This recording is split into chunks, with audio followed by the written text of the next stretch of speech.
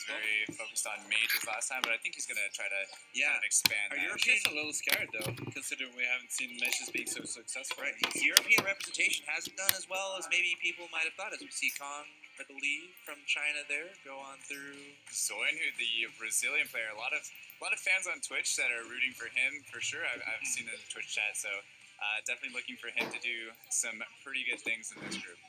Love those colors, too. The nice deep green. Here we see SZL representing China. Another European player finishing, I believe it was third in his bracket in order to make it to this stage. Exactly. Making his way to his battle station. I gotta go sit up there at some point. Yeah, just to see what it's Wouldn't like. it be great? Man, that stage is awesome. Well, you gotta go. You did the interview. You're right. It was. You did say Maybe you were the best player. You're right. So. Maybe I was up there in the matches Living a that stream. happened before we started streaming. Yeah. Some very dramatic stuff. Yeah, very much so. It's a much different feel, of course. On the stage. Okay, guys, this is the last group, and what do you think these guys might be gathering from what's happened today? You know, obviously they've been chilling and watching. There's a lot of. I'm not gonna.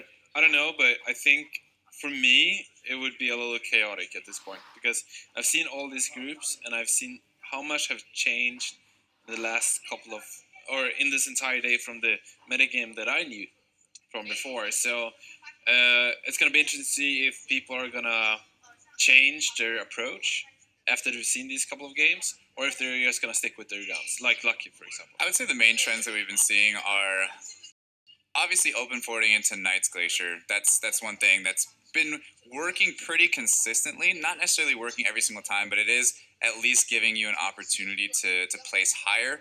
We did see Vince not necessarily get the rolls for it when he tried to go for it, but that's because there's too many other people, and he just happened to get the short end of the stick, which is a little unfortunate and something you have to keep in mind. But I do think we're going to see some other, Hunter comps again, some more Dragon Mages. Those are going to be the three premier builds. Beast Warrior? Beast Warrior actually has had a huge part in this tournament. And not only just getting them into a top 4 position, but actually winning the game. I think Beast Warrior has more wins than any other build currently. I think so also, and it might not seem like a big thing that Beast Warrior is another comp you can go for, because it also pressures the entire metagame in terms of tempo. It pressures all of the other comps. It comes online so much faster.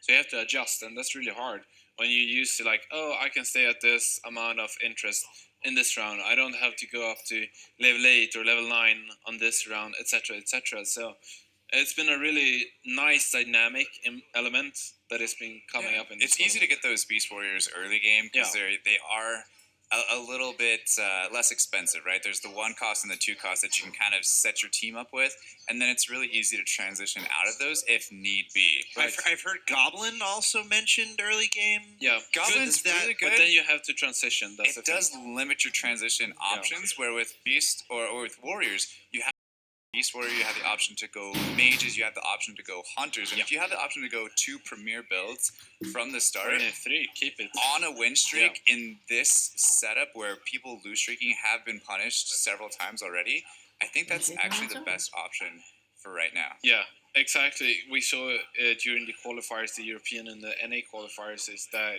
whenever people went for Beast Warriors, they always transition into either Dragon Mages or Hunters.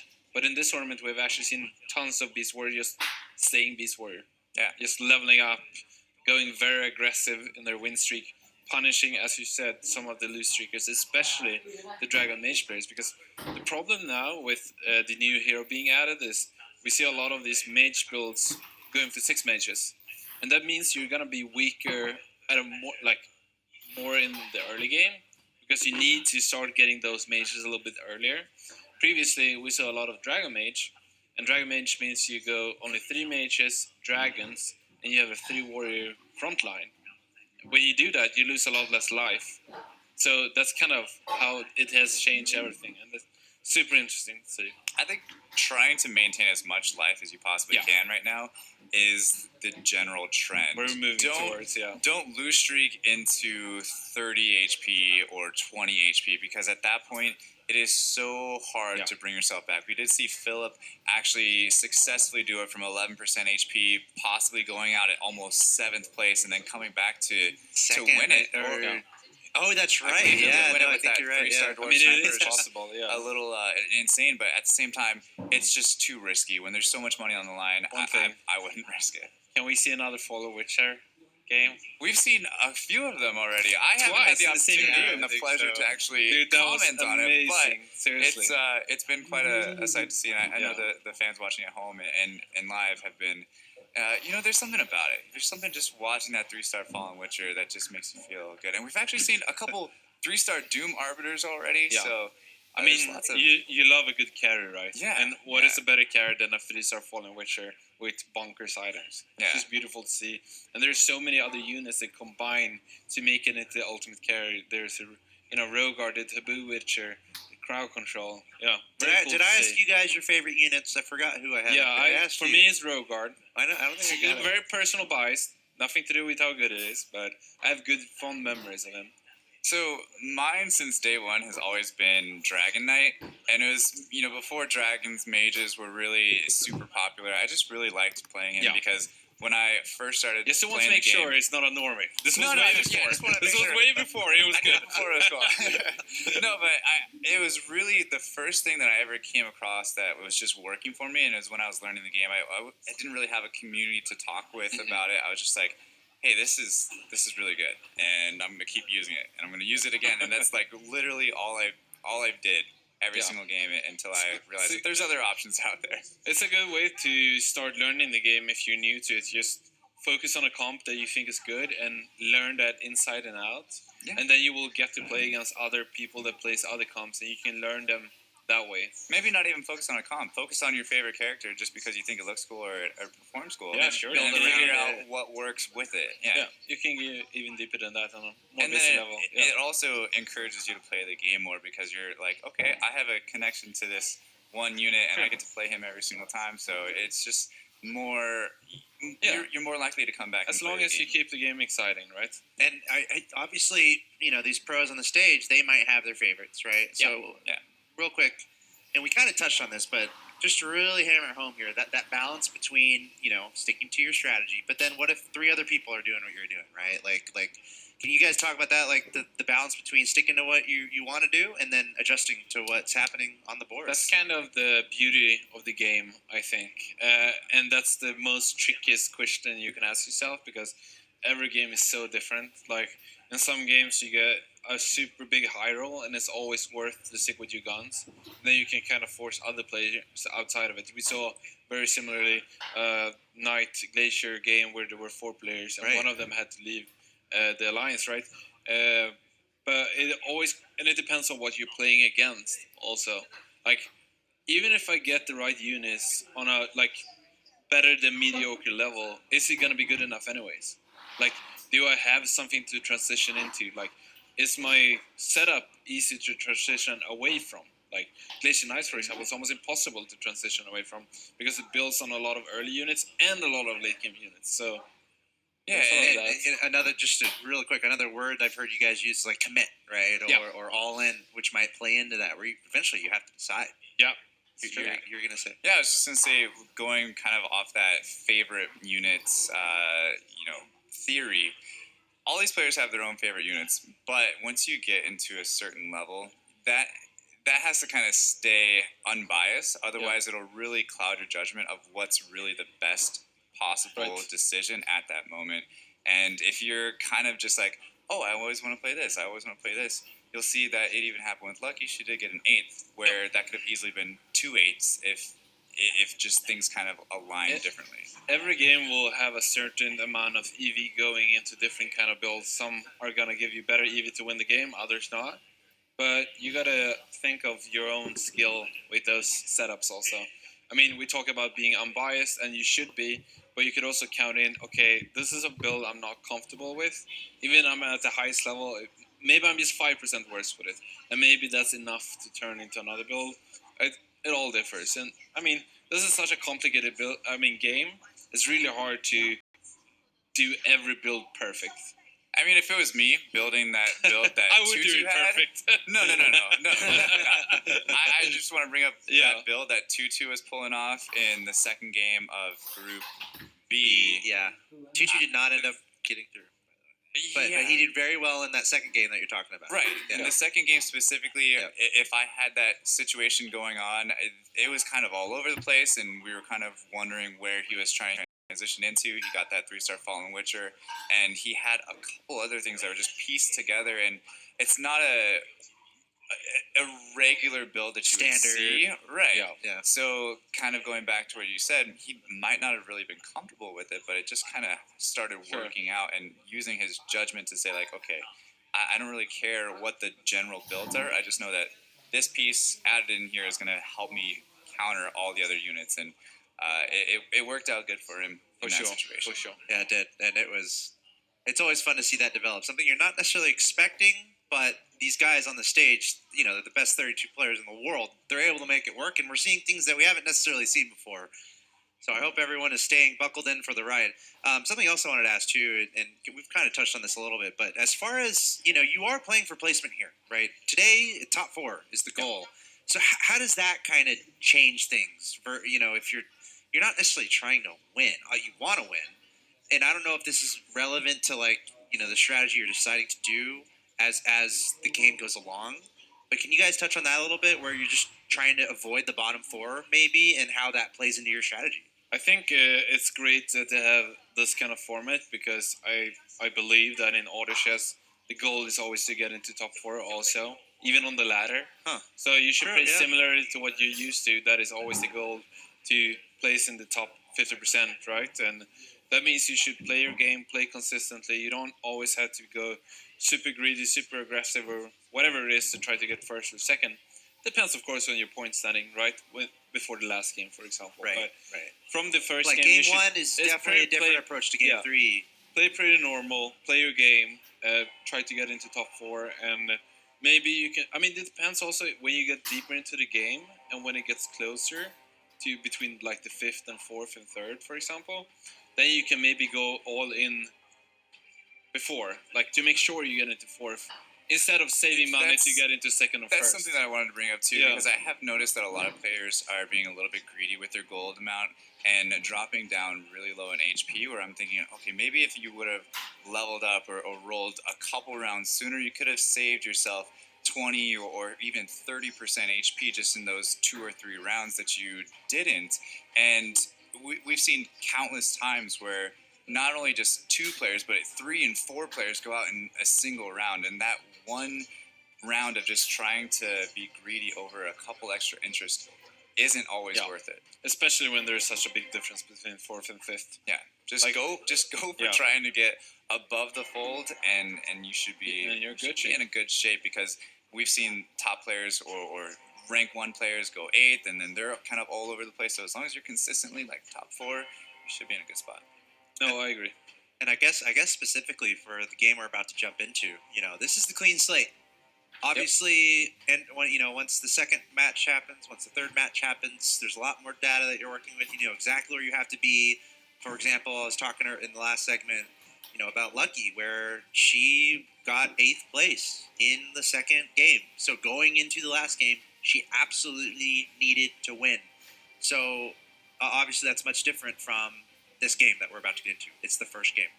Yep. So what's kind of the mentality there for these guys? I would say try to get yourself in a position where you have a chance and you're not playing from behind. Obviously, you don't necessarily need to go for first, but just getting in that 3rd or 2nd spot is a really good first game position, because you don't feel like you're too far behind. 4th, you still feel like it's a little close. Anything can happen. So 5th is like, okay, I kind of have to play a little bit better. Next game, 6, 7, and 8. You're like, okay, I definitely don't want 6, 7, 8. It's like out of the question. Yeah, 4th and 5th is like, okay. 3rd is like still, things could happen. 2nd and 1st, you're like, okay, 1's done. Right. Next. Yeah, especially when we see this like dynamic change in the metagame, I would like people to like play comfortably and safe and see what the lobby is like. Because you're gonna get to play 2 more games against these guys. Yeah. And I mean, we saw in the lobbies have been different, like from lobby to lobby. Some have been way more aggressive. Others have gone for Fallen Witcher strategies and etc. And there's another lobby that went for a bunch of knights, for example. And like knowing that after the first game and not going all out trying to do one strategy because you think the metagame is in one way can be a mistake. So stay open for the first game, stay versatile, play confident, play safe, and feel the lobby.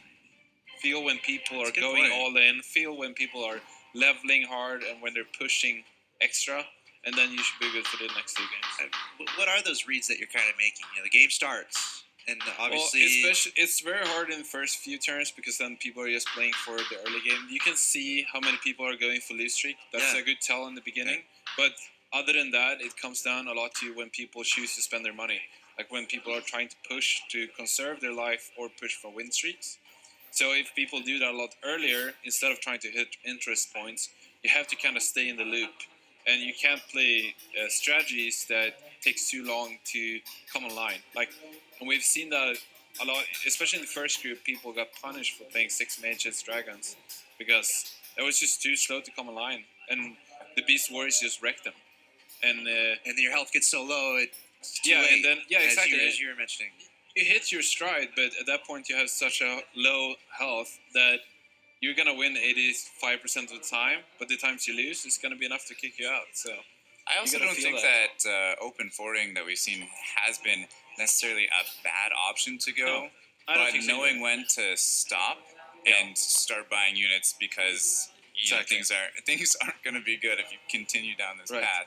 But also something that I don't think we've seen too much of, or even at all in this tournament, is getting through round 1, 2, and 3, seeing if you have any chance of going straight into a 100% win streak, and then if not, just selling everything, go open fort for 1 round to get yourself over 10 gold, and then just feeding off that extra gold that you have over everybody else in the lobby, and then buy units like normal Really good idea. right after that first round. So don't open fort even after round 5. Just do it for 1 round, get over 10 gold, and then move on from there.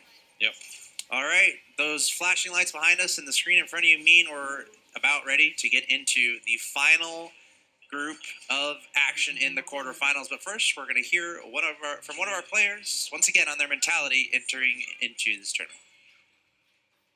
At the start of the game, you just try to get the strongest units before focusing on synergies and try to get them to stars as soon as possible.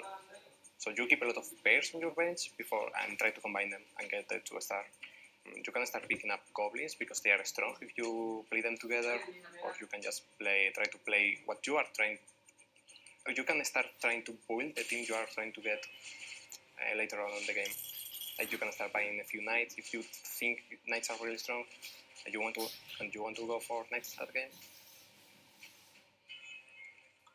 Yeah, that was actually News WK there talking about his early game strategy, just trying to get 2 stars, and I think that's the general consensus out of pretty much everybody that we've heard from so far.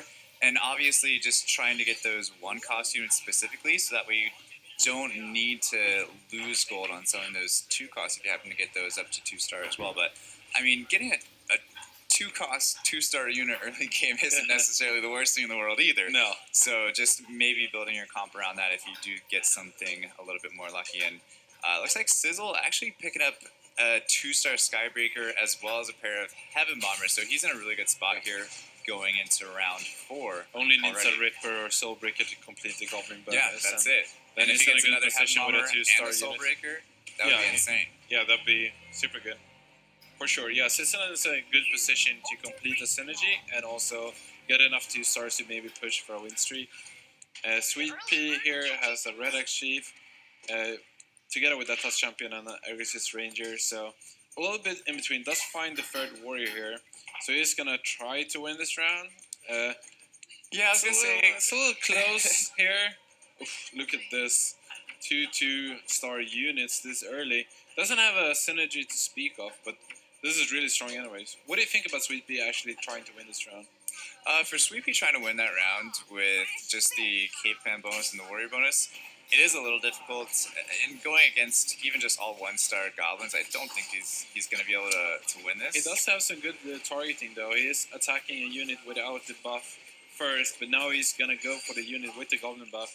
So it's gonna be a lot harder to get this unit down. It's gonna soak up a lot of damage, and that's gonna be it for Sweetbee's first round. So, but you not already a see perfect start. he's sitting on a pair of Aegis Rangers, so we've Yeah. seen Hunters doing really well recently. I don't know why he sold the Unicorn, because that could have been, potential extra gold that he could have picked up, but he did get an early Priest, yeah. Yeah, early Priest. That might not be a bad idea to kind of open forward into at that point, but looking at Miss Peace, also with a Very Goblin strong. trio and a 2-star Yeah. Soulbreaker already And as also well. having a Ripper as one of his goblins. Strong unit in the beginning. One of the few units that does AoE damage on an efficient rate. And also that Hell Knight is always just a strong, solid unit in a vacuum, so you want to add that for sure.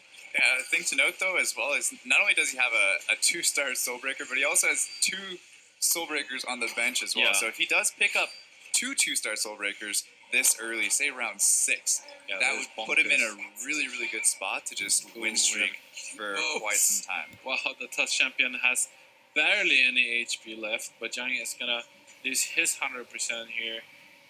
And we have Nudge WK has lost a few rounds, down at 92%. Let's see if he's gonna try to open forward here. He doesn't have any upgrades yet. He actually chooses the level instead. This is super interesting.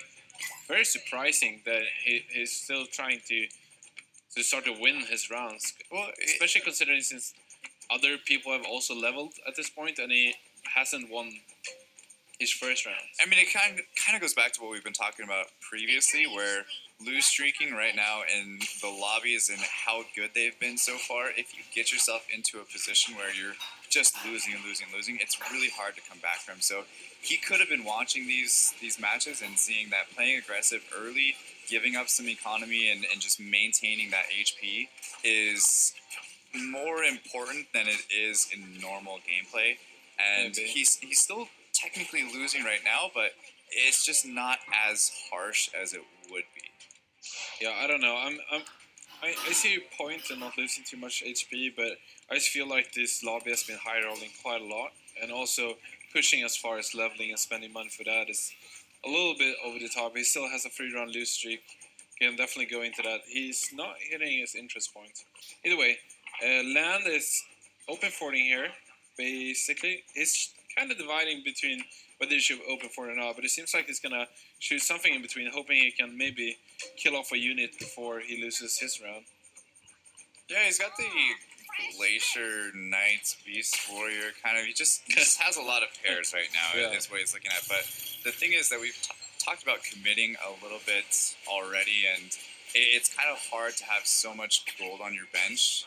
Although he does have over 10 gold, so he's hitting that interest point like we talked about previously, and still losing at the same time. And then he has that priest in there in order to kind of protect that HP as much as he can as well. And Miss Peace still doing perfectly fine with the 2-star Soulbreaker, as we suspected. Yeah, actually. early Thunder Spirit here and the Sharp Rosan as well.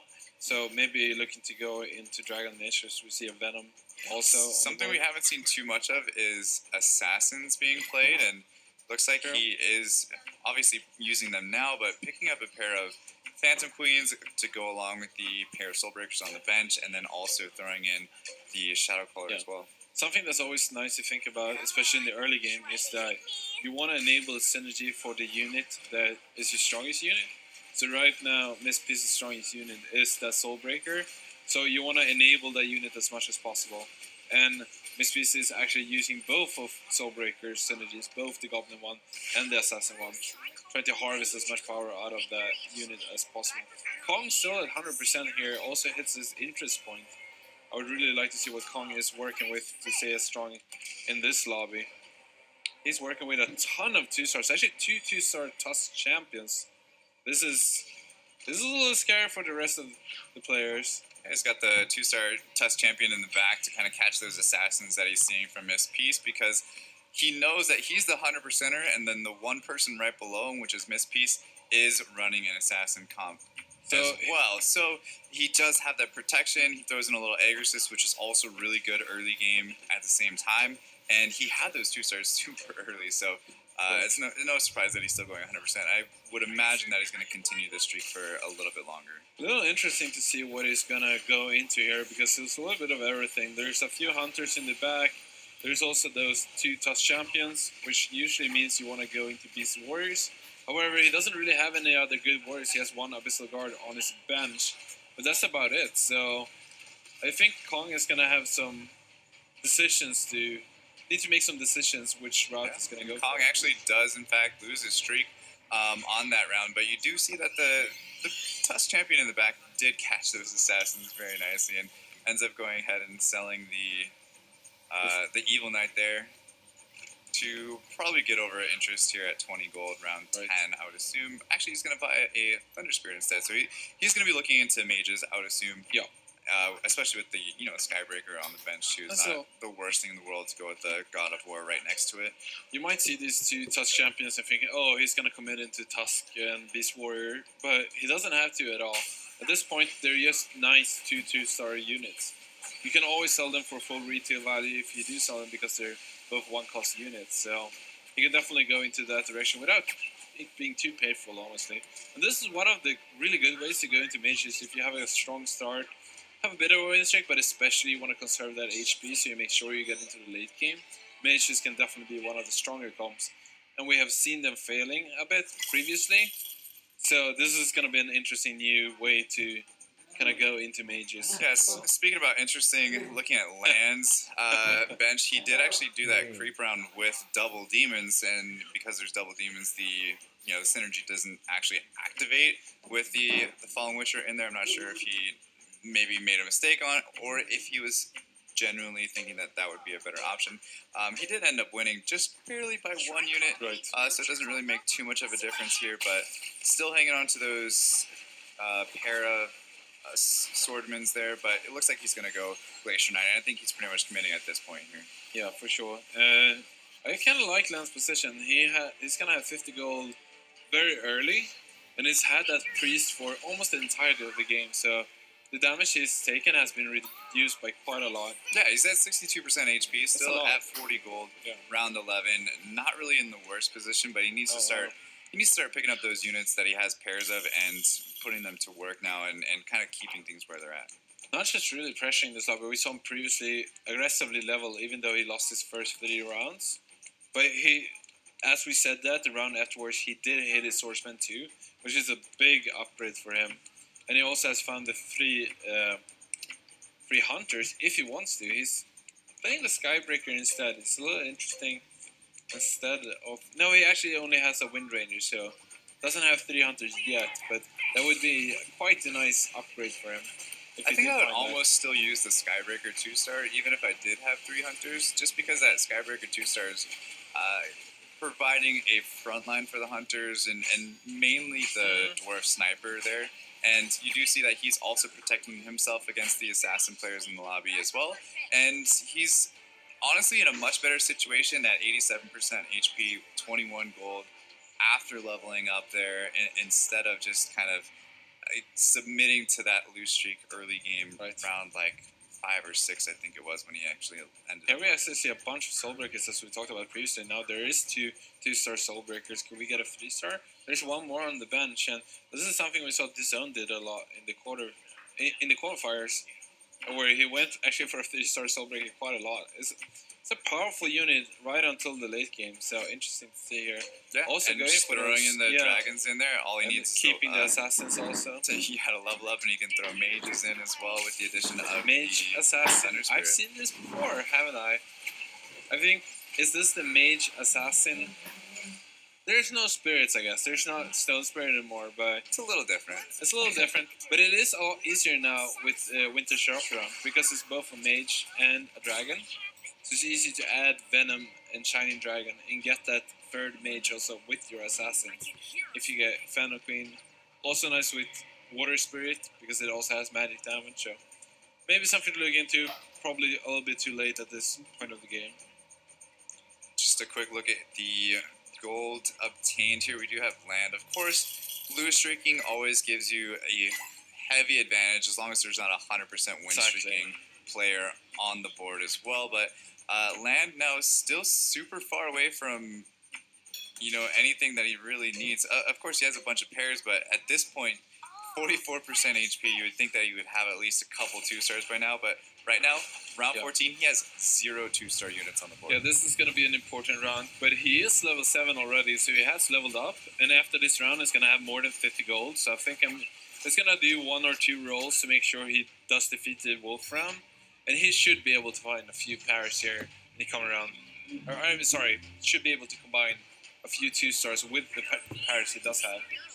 I really think if he doesn't start spending some of that gold, he does have the chance and now, right? not He's going to roll being now. a little too greedy. Of course, right now it's a creep round, so I don't think he's going to do anything right now. But going into round 16, I don't think you want to drop any lower than 35% HP. So you need to take that advantage. He has such a huge gold obtained advantage over everybody else in the lobby that he needs to start putting that to work and saving his HP right now. So as you see, 111.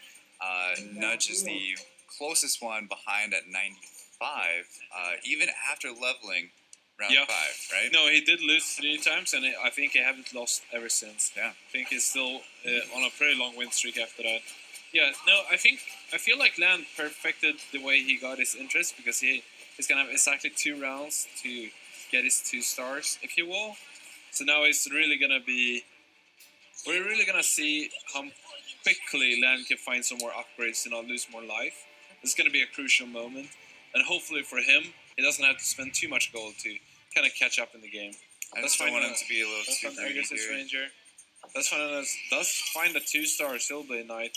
Does sell the Aggressive Ranger because it does find a Soul Reaper instead. So that could be a big upgrade with the Silverblade Knight, taking full advantage of that Aggressive bonus. Does not have an Evil Knight so far. Maybe he did miss that. Still isn't going below 50 gold, so hoping he's strong enough with those 2 core units that are both real nice carries, as we've seen in this couple of games. Yeah, I think this goes back to a little bit of actions per minute.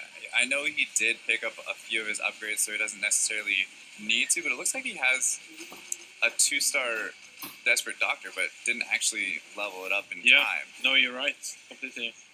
Seems like he's going to play against one of the little weaker Night Bears that is only level 6, being Soino. Yeah, so that's fine. I think right now, though, Land still just needs to make sure that he's win streaking from here on out. The rest of the game as much as he possibly can. If he doesn't get that win streak going really quickly, and he starts to middle a little bit at this point, he's going to see himself just starting to bleed until he's Look at this, not able to crushing it after he started winning again. He's just been continuously winning, has an 8-round win streak at this point. Does go up to 8 alongside Yang, quicker than everybody else. We still see Mispiece being at level 6. Same with Soino. This is crazy. There's a big difference between the levels here. Mispiece actually does have that Soulbreaker 3, so he's actually going to be a lot stronger than you would imagine. Also has tons of different synergies here. He does have 3 mages, 3 assassins, and 3 dragons. So Mispiece is really strong here, actually. We do see Mispiece as well as Zoin, who's still being level 6, but Nuge actually going up to 8. So as we talked about previously of him actually pressuring the lobby, he's leveling aggressively, spending his gold on certainty instead of gambling with rolling. So I think he's actually playing this just fine. He's also going into Hunters, which is a much better build at a higher level as well. And for him to be level 8, in order to kind of fit all the pieces in as well, it's actually super smart, and he's still at 49 gold as well. Notch actually lost this round, and he was unlucky enough to play the other level 8 player, being Young. And Young actually spent a lot more gold than Nudge has so far, so Nudge actually lost his win streak, which he must be beating himself up for happening. It's a little unfortunate for him. It does happen. It's one of those kind of decisions you have to make. If there's a majority of the players in the lobby that you think that you can beat, if you don't just get put up against that 1 or 2 that you can't beat in order to maintain that win streak. And he does actually do just fine against Land. Yeah. So Land must have gotten quite a lot of upgrades since we talked about him with his loser. Let's have a look at Land, see what he's working with. If he got those upgrades, he does have 2-star Soul Reaper already as well. Wow. Really nice. Yeah, that is early. And he's looking actually quite strong at this point. I don't think Land has spent an insane amount of money, especially now at the round before the creep round. I do think he's going to go up to 8 at the creep round and really try to find and try to roll down a little bit because he does want to increase his power level even more, I think. Yeah, with Nuts being level 8 already, and pretty much the rest of the lobby are going to join that at round 21. In Land's position, he does just need to continue to maintain pace on level with everybody else. So going round 21 or level 8 around 21 is definitely going to be important for him. And then trying to get Zoinhu to kind of catch up with everybody else, still being level 6 as well, is something that he needs to start thinking about. Yeah, for sure, for sure. But we do have 2 nice Glacier players, one being Zoinhu, the other one being Land.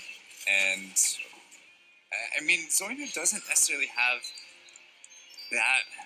He's not as healthy as you would think he would be for being in a similar type situation with Land, but Right. he's going for a little bit different strategy where he's not leveling up. Yeah. But between 6 and 7, you still have the same chance of getting your 2-star, 2-cost, 3-star units.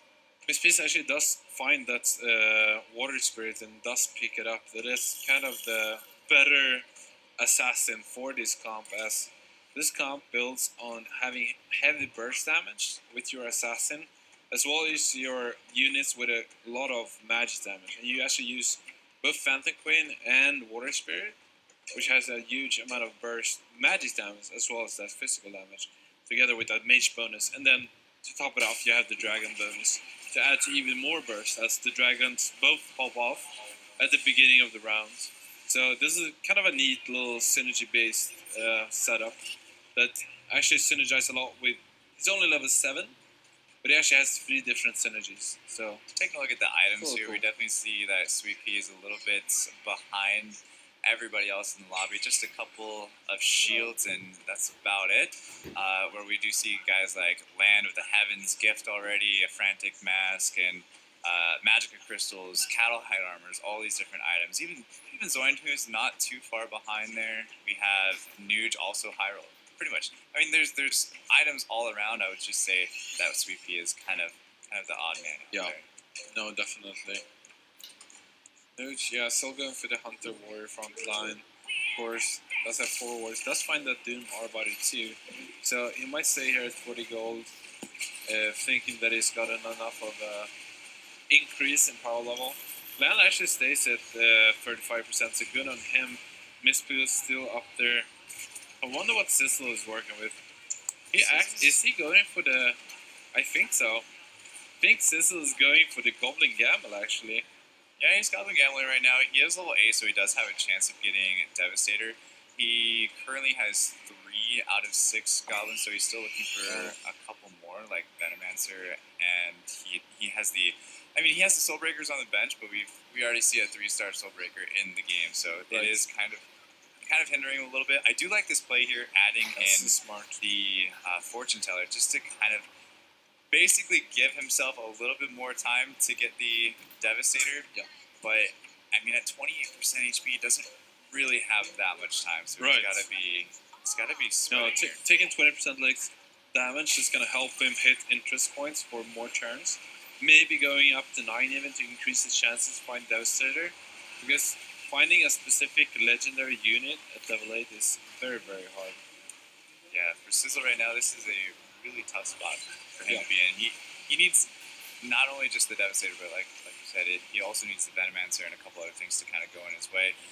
Zoinhu, though, kind of a level behind the entire match so far, 7 compared to everybody else being 8. So that's just something that it starts to wear on you. He is just 1 Hell Knight away from a 3-star Hell Knight, so that would be a huge upgrade. But he currently just doesn't have the gold or the space to do Yeah. anything right here. So ends up having to sell something. He's probably gonna. Oh, he Wow, did get they his did 3-star find Hell it. Knight just to Took a bit of a gamble single there. sell there. Yeah, Yeah. absolutely, and was able to kind of make work. He sold one of his Soul Reapers, yeah. by the Which way. is a It's big actually really loss, honestly. Soul Reaper 2 is really good at night, so he really felt like he needed that extra push and took a chance basically to try it here and now. I do And like that his might play, save though. him a I do ton like of his play. life. Yeah. It's going to save him a ton of life, and just like land, you don't really want to go down below 30% HP. Yeah. So Risky, but Not too bad. maybe needed. Yeah. again, risky is an understatement because Yeah. that Soul Reaper is 4 gold. Yeah. It takes 2 gold to roll down and Yep. 2 gold to buy a Hell Knight, Yep. so he needed it to just be perfect. And Yeah. it kind of Which it was. worked out. Yeah. All right, Sweet Pea. Now at level 8, he's rolling with Beast Warriors here. Very classic build of Beast Warrior. Does have that 2-star Wormy Boy, of course. Does find 3-star Swordsman. That's a super nice upgrade for him, for sure. One of the strongest units to get to 3-star. Also, just one away from a 3-star Tusk, and potentially just adding in a 4th Beast as well when he finds one, Right. or potentially a Warlock as well, because he does have a lot of damage from high physical Swordman as well damage, as Doom, so he could benefit from Warlock almost more so than the 4th 100%. Beast. 100%. Yeah, let's have a look at Cecil, see if he's gonna be able to actually stay alive here until he does find his Devastator, or if he has found it. Young also taking damage here, losing, I guess, 8 of Soilpool's team. Yeah, that's Yeah, Sizzle's still hanging on. Yang actually dropping down to 4% HP as well. We haven't seen too much from him, but he's going with that Hunter Feather build that we just haven't just had the best luck with, unfortunately. And this it is if looks there's like it's one gonna be the build same being story here. Clintana doesn't like, it's this build. We have plenty. he actually plenty sold of his experience unicorn with as this, well, yeah. which with 2-star Whisper Seers selling your unicorn might not have been. Maybe a Okay, sign so of he did desperation. pick up another one. So Alright. just in case if he does get a Razor Claw, he will Right. be able to combine them together. But it was a little risky Agree. and maybe not necessarily needed on a creep round. No, I agree. There might be a little bit of panic here for Yang being this slow on the biggest stage of them all. Not just the big stage, but the one and only biggest stage. But yeah, we had plenty of experience from this build at the qualifiers. And the metagame was a little different there, but not too different. And it was losing a lot. And since then, it's actually received a nerf. And also, I think the metagame has become even more hostile towards that setup. So, not really surprised we see at the bottom of this lobby. Yeah, but sometimes going back to what we've talked about previously of just like trying to get into 4th, it's not the worst decision to do, but at the same time, if you don't have all of your 3-star units already at round 26, you should have not only just your 3-star Warpwood Sage, but your 3-star Whisper Seer, maybe even a 3-star Razor Claw at this point as well. But he's just too far behind, and it's going to be the end for Yang here going out at 8. Sizzle not too far behind here, dropping down to land, which It's going to take 10. yeah, it takes 10, so he still hangs on to 2%. Nudge actually falling right behind now at 30%. So a little bit of a split between rank 6 and 7 right now. Land still has that 35%. As we talked about earlier, this is the perfect place to turn it around. Yeah, He had those 2 rounds to get these units. He hit him, he pushed, and now he's still here at 35%. 9-round win streak. This is the way you lose streak, kids at home. Just watch this man lose streak. This is the way you do it. Yeah, he did make a couple gamble decisions there to not roll down past 50. It was a little gamble, scary. no future. Okay, No. it's a little scary, but it is paying off for him in this situation. Picking up a 3-star Lightblade Knight. Have a look at is this also and see huge if for him. he can survive this round.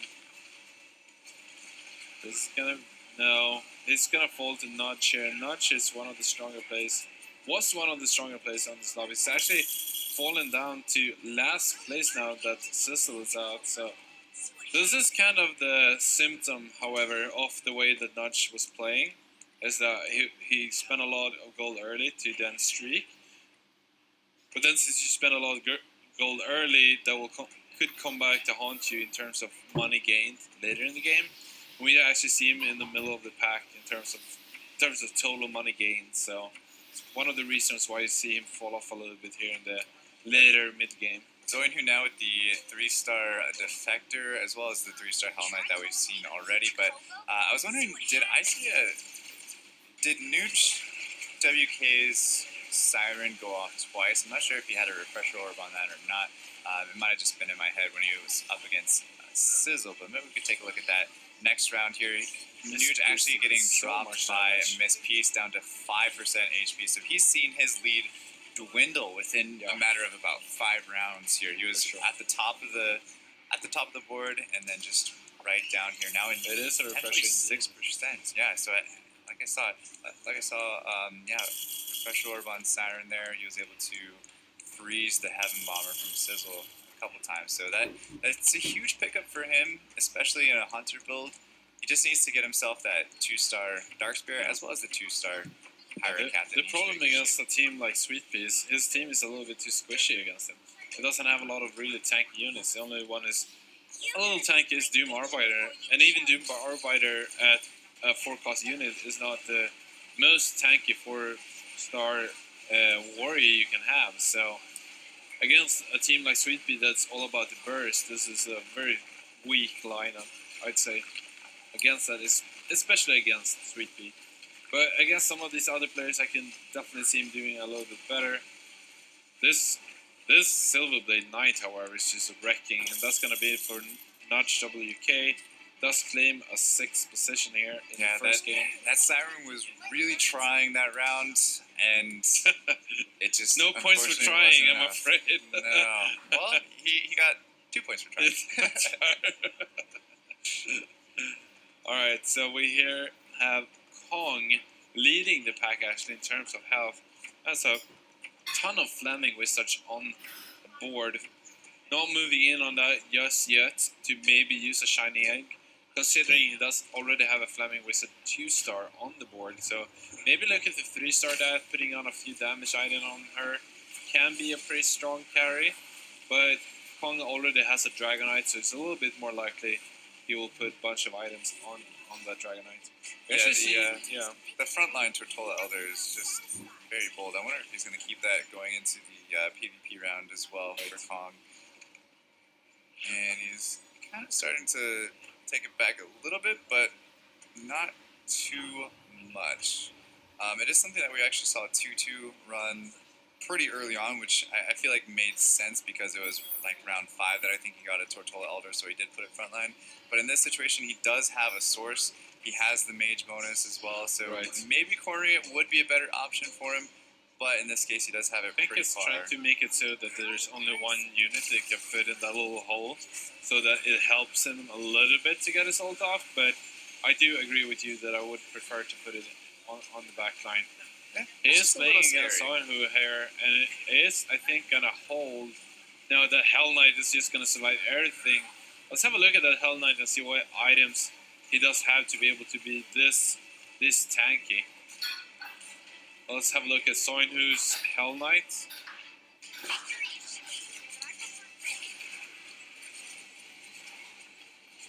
We will see it here in a second, but we do have Zoinhu also with kind of close to a 3-star Lightblade Knight of his own, just 3 away now, also 1 away from a 3-star Frost Knight, and now he's just 2 away, also, at 0 gold, so the chance of him actually still getting 2 more Lightblade Knights is a little bit on the low end.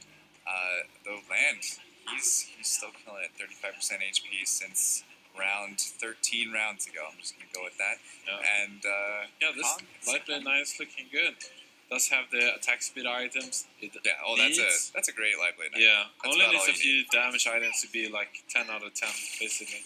Land also just 1 away from the 3-star Hell Knight, which would, I would say, almost make him unstoppable, because I would actually prefer him over the other Knight Glacier player.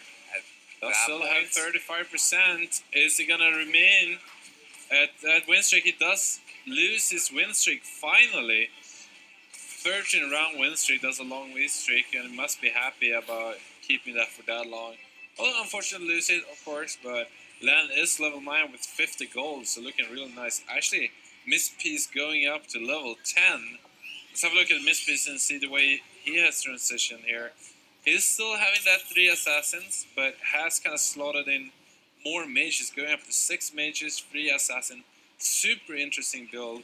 Actually, he Just has 2 removed. assassins. Yeah, he has removed the Venom now, considering he wants a Dragonite instead. I think this is an interesting option. Do you agree with removing Venom and losing that assassin bonus for your Soulbreaker and your Water I Spirit? mean, at this point, I think Helicopter is going to do so much damage for you that just throwing him in and giving Instead up of- that Spirit bonus would also not be the worst. or the decision in the world. Soulbreaker, potentially. Or the Soulbreaker as well. Right. Yeah, the Soulbreaker isn't. I mean, look at the Soulbreaker on the damage chart.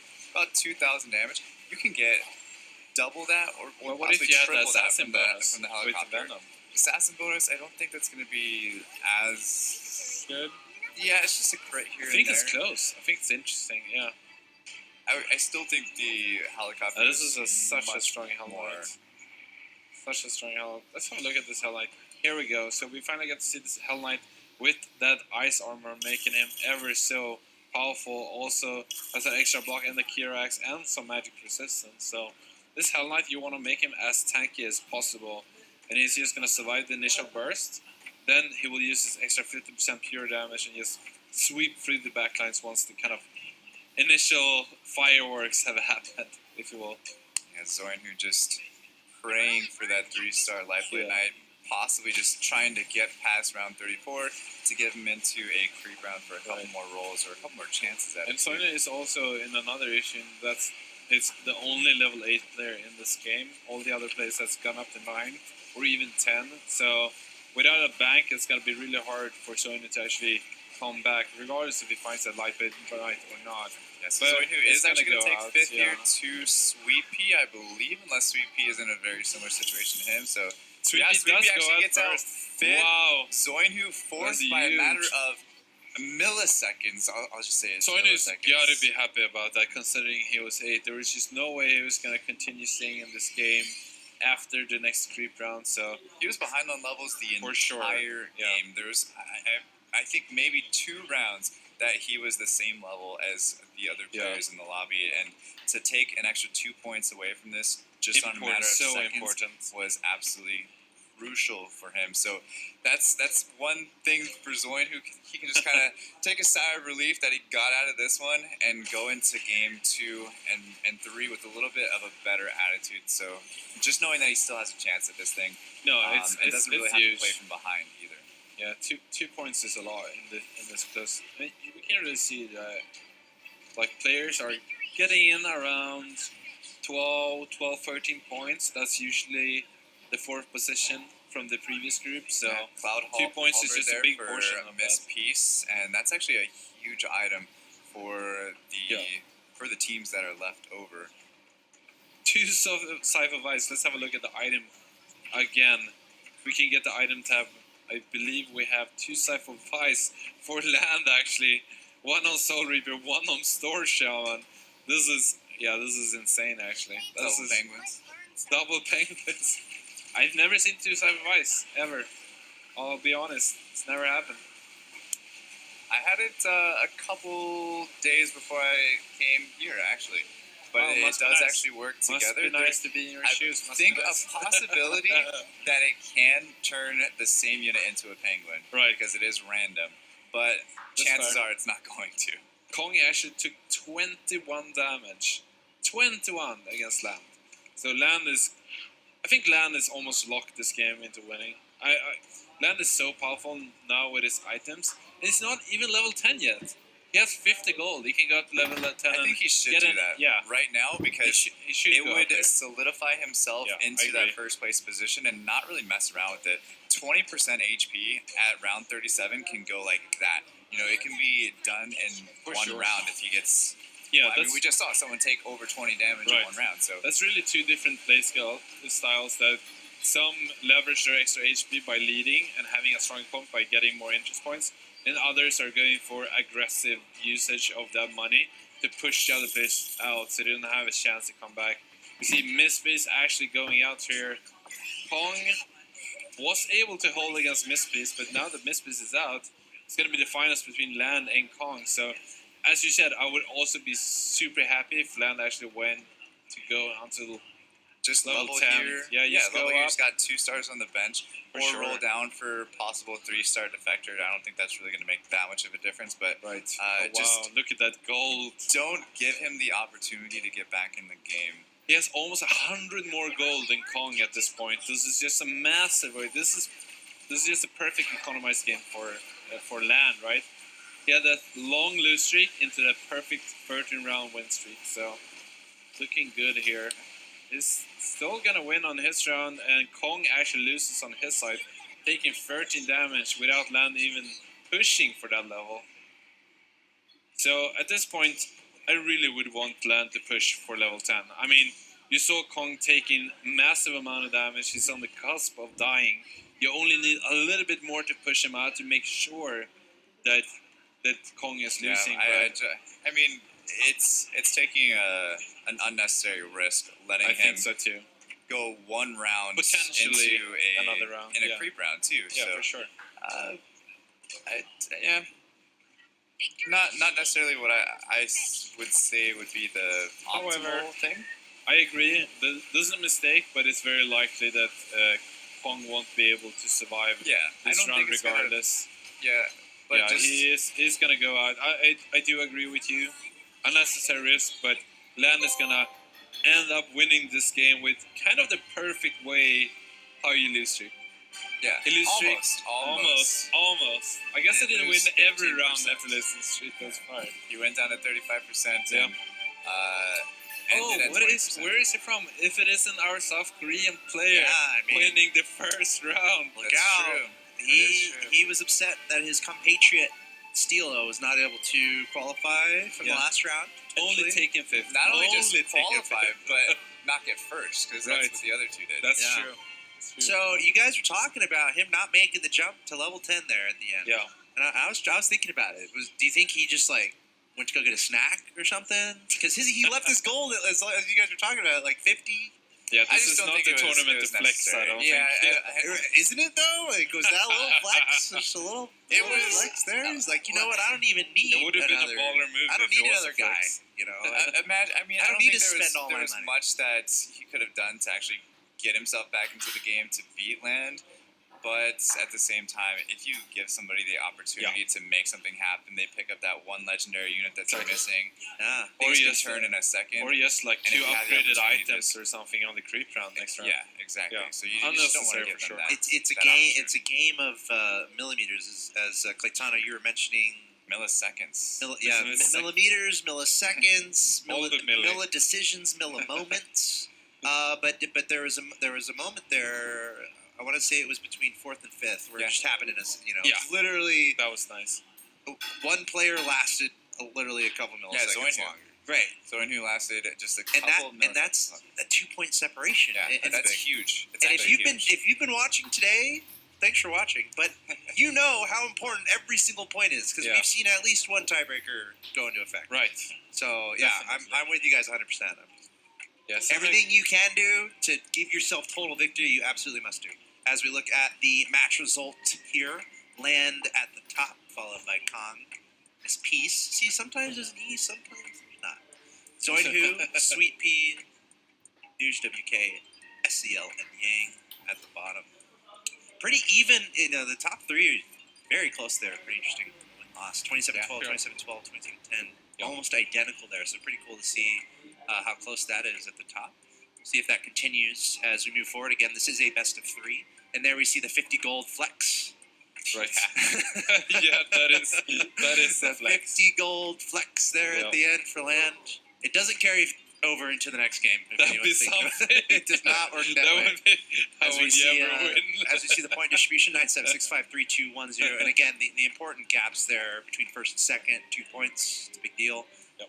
Between fourth and fifth, 5 and 3, and that was the moment where they both were knocked out within a millisecond. Yeah, I'm All it actually takes. curious to watch Zoinhu in this next game and see if he's actually behind in levels again. If that's Right. just how he plays and how he is comfortable with, or if that's something that he was like not happy with, So I want to see if he can get himself on the curve at least, and maybe just see a different strategy out of him, because that was, for me, kind of scary to watch him be a whole level behind. So why do you think entirely. that happened? Like, I can only see two reasons. One is that he rolled a lot more than the other players instead of spending money to level, or that he kept a way too expensive bench. Well, that's one way to lose a lot of gold, so you get after the other players in terms As a of nice economy. Glacier player, he did kind of go for that, get everything at level 5 if possible, don't level. Right. But the problem was he went to level 6, and that whole advantage of rolling down for your 3-star 2-cost units is gone. You have the same chance of getting your 2-cost units from level 6 to, I believe, level 8, and it doesn't change at all. Maybe even level 9. But level 5 is that just slight advantage that you'll have. So at that point, he just needed to start. Once he gets to level 6, he needs to start getting back on curve with everybody else. Yeah, you gotta choose. You gotta choose. Either you roll at 5 or you continue leveling. That's the way it is. All right, well, guys, I'm excited to see how this match continues. Again, you're watching our coverage of Group D, the quarterfinals. Only 4 can advance to tomorrow, the semifinals. Again, that's a $4,000 difference between being between 17 and 32 and then actually advancing into the top 16. And $1 million is the prize pool overall in the tournament. So the biggest stage in the world for auto chess. We're going to take a short break, a very short break. You probably have time to run to the fridge or the pantry, because we're going to be right back with more coverage of Group D.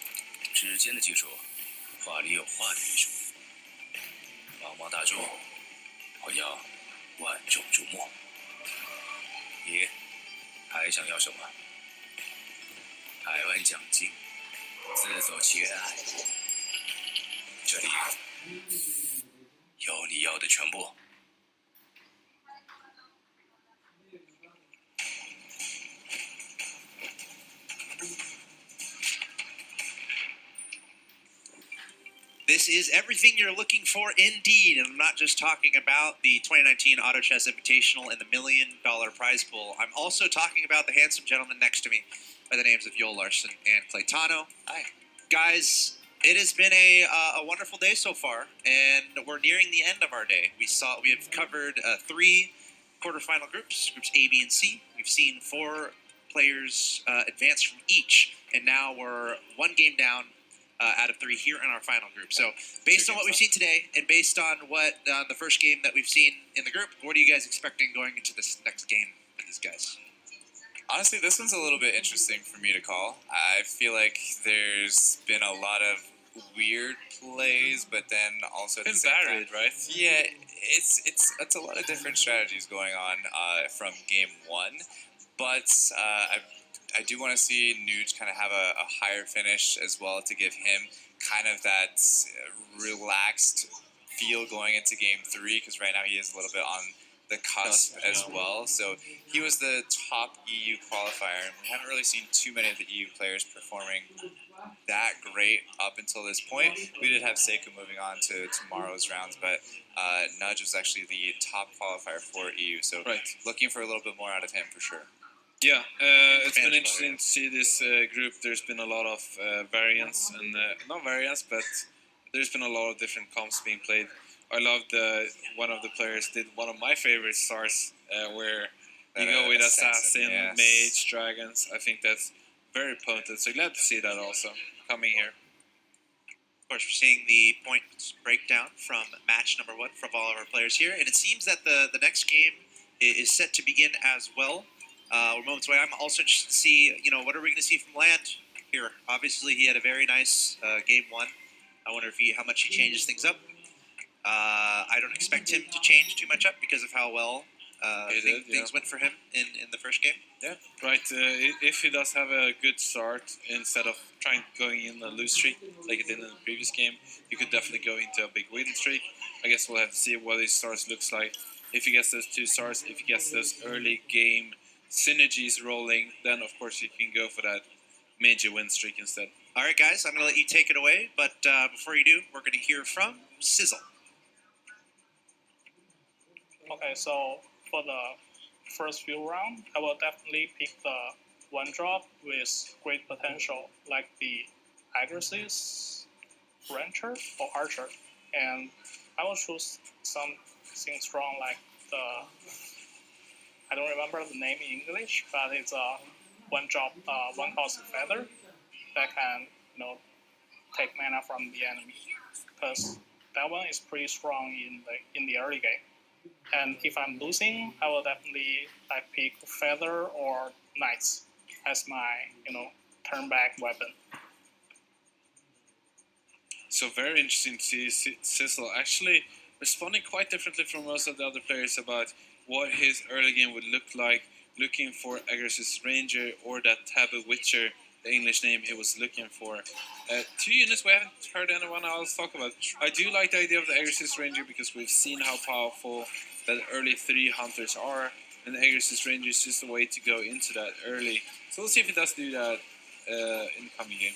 Speaking of 2-star Aggressive Ranger, we do have Miss Peace with a 2-star Aggressive Ranger already.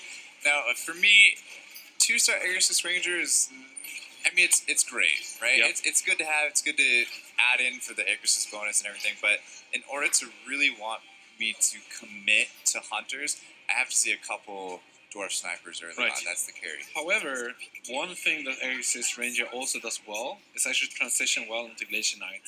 If you get an early Evil Knight, just like Miss Peace right here, it's actually really nice to have until you get that bigger, like 4 Glacier and 4 Knights transition. We saw that a lot in the qualifiers, especially when people were loose streaking with Aggressive Ranger. Possibly, but I feel like the way the meta is shifting, Knights Glaciers are played on a loose streak anyway, so because of that, you're not even really trying to win, so a 2-star Aggressive Ranger isn't really going to do much for you, other than kind of tie up 3 gold where you But I could still be feel getting like those in interest that points. transition where you need to put units on the board, picking up a few Aggressive Range is nice. Either way, we'll see what Miss Peace does with this. Let's have a look at Sizzle, see what he's working with. He's actually picked up an early Priest, also one of his fairly early game units in that type of Witcher. We heard him say that if he gets a loose streak, he prefers to go into Feathered or Knights, and we see him having one of both here on his bench. So, and buying an additional Feathered and Knight, I guess, and then an additional Feathered unit. So, definitely trying to go one of these synergies. I hope he does go for Night Glaciers instead of Feathered. I don't think Feathered's been performing that well so far. Actually, we see Yang having 2-star type of Wishers this early. That is quite the high roll if you want to go into Feathered. And actually does have 3 Feathered synergy already. I think this start is really strong. I mean, Type of Witcher is one of the strongest units in the early game. And if you give them a bit of evasion, especially 2 of them, they can actually wreak havoc on your opponent. Yeah, plus he has 2 Hell Knights on the bench as well, so that's very close. I mean, we have 6 to have all of this. I would say that's a high roll if I've ever seen it. Yep, not bad. So, I mean, this is a good way to go into Feathered, but all of his Feathered units are you can sell all of them for full retail value still, so you can definitely transition into Knights if he does want to. He could also potentially go into Fallen Witcher if he does find one. He does have tons of type of Witchers already. You can play Hell Knight with that also. Could be interesting. Probably not going to see that, but just a throw out to Fallen Witcher. Half the lobby actually going up to level 5 here, including Zoinhu. So there's one player that I do want to take a look at to make sure that he's kind of keeping up on with the pace, leveling. And if it was just because he was going Knights Glacier last game, that was the cause of him being behind levels the entire game. So good to see him leveling up round 5 there, and let's go and see what he's actually trying to build this. round here, and it looks like he's going. This is something to notice also, that you want to follow the tempo of your lobby. If a lot of people start to level up early, you don't want to be the one that's left behind in the dirt. So you kind of want to spend money when other people are spending money, unless you're loose streaking, of course, and then maybe save money when other people are saving money. You don't want to fall behind in either economy nor life. So he goes ahead and sells up to 10 gold there, and it looks to me like he's also semi-thinking about going feathered. Or instead glacier. Or glacier, instead of maybe just committing to Beast Warrior, which we've seen many times be a very, very strong option in this tournament so Right. far. So maybe not counting that out just yet, but he does have, Warpwood Sage on the bench as well, which honestly, I would only keep it for that unicorn so that way you can kind of farm gold off of it. But aside from that, I feel like staying as far away from feathered as you can Yeah. right now I'm would with be you. I'm your with you on best that bet. one. Land actually our winner from game 1, now picking up 2-star hunters as well as the Aegis bonus that we talked about Yeah, a previously. lot of being very upgraded strong. units already here at round 9. Probably just trying to find a better front line. That's really what is missing. He has a lot of damage with his flat out bonus from the hunters. 2 of them being 2-star, as well as that dwarf ever so needed dwarf sniper. And the most reasonable thing here would probably be going into 3 warrior front line. Does playing a Cecil that is open forting currently, so of course he's gonna burn that one. Sizzle though, actually open forting now without the priest, so I'm not sure if he actually sold the priest maybe to hit one of those interest points, or he just decided to not put it on the Yeah. So board. does that mean that Kong maybe is also open forting? Let's have a look at Kong. Yeah, so Kong is also open forting. The reason why System put it on his bench again is if he somehow plays against Kong, he actually wins as he has 1 unit in, while Kong doesn't have a single one in.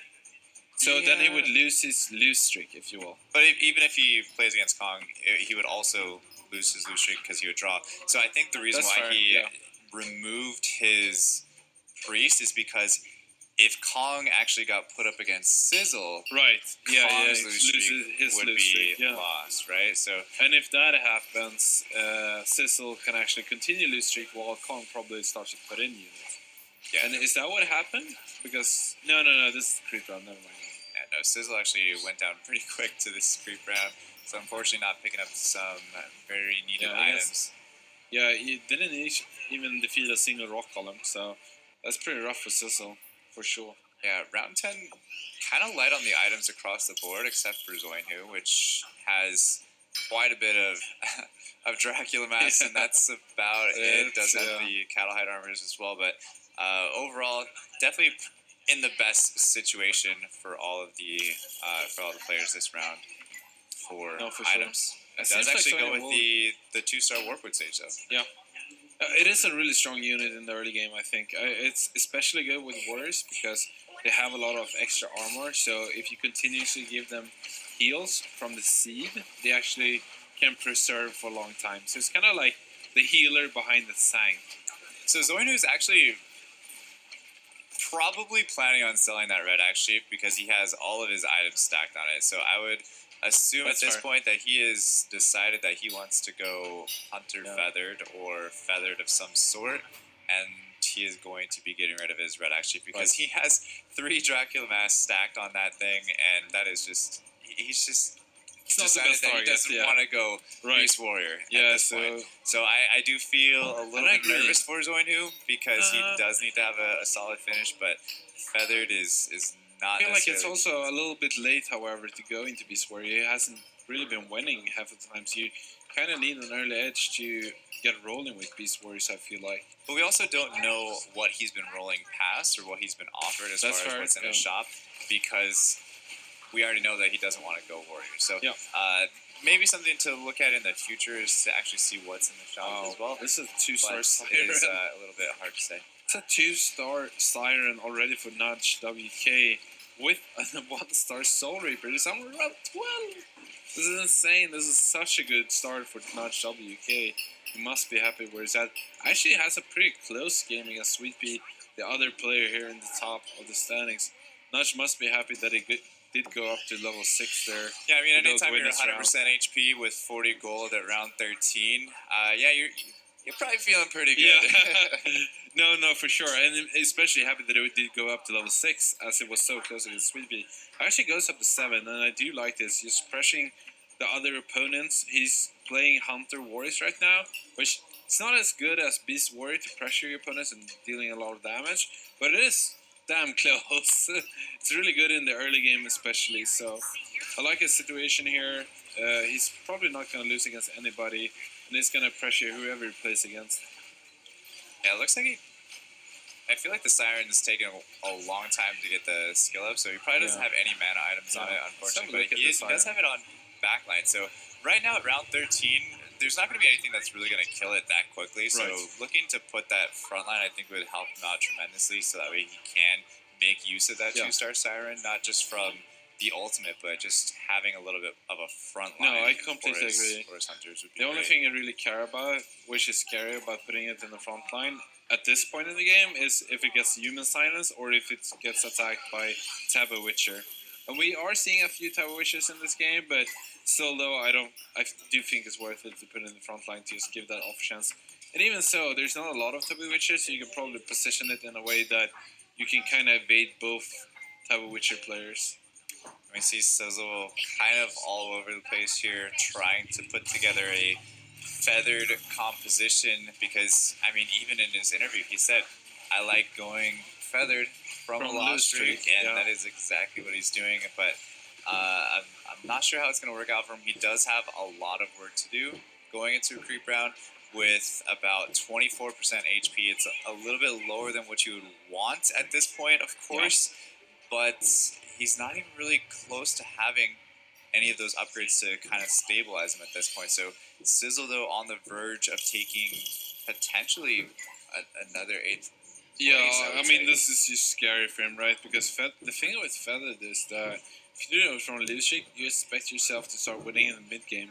But even if you do, I feel like Feather is not the strongest late game comp, anyways. Like, at some point, it should be a counter against Glacier Knights, but Glacier Knights actually starts winning against them when we get to the late game, when there's 3-star Lightblade Knight or 3-star Hell Knight. Also, one thing to note as well is that there's 3 other Hunter players as well as 1 other Mage player. So 4 people in the lobby are probably going to do a decent job at countering you as well, Right. until you get those 6 Hunter or 6 Just feather not the thing. best comp in the metagame, or even the most strong one in the vacuum. So, yeah, I wouldn't want to see a lot of people going. I mean, it hasn't really been popular, honestly. We've only seen a few people actually trying to go for it so far. Giant does find that 3-star type, which I actually haven't had it for a while.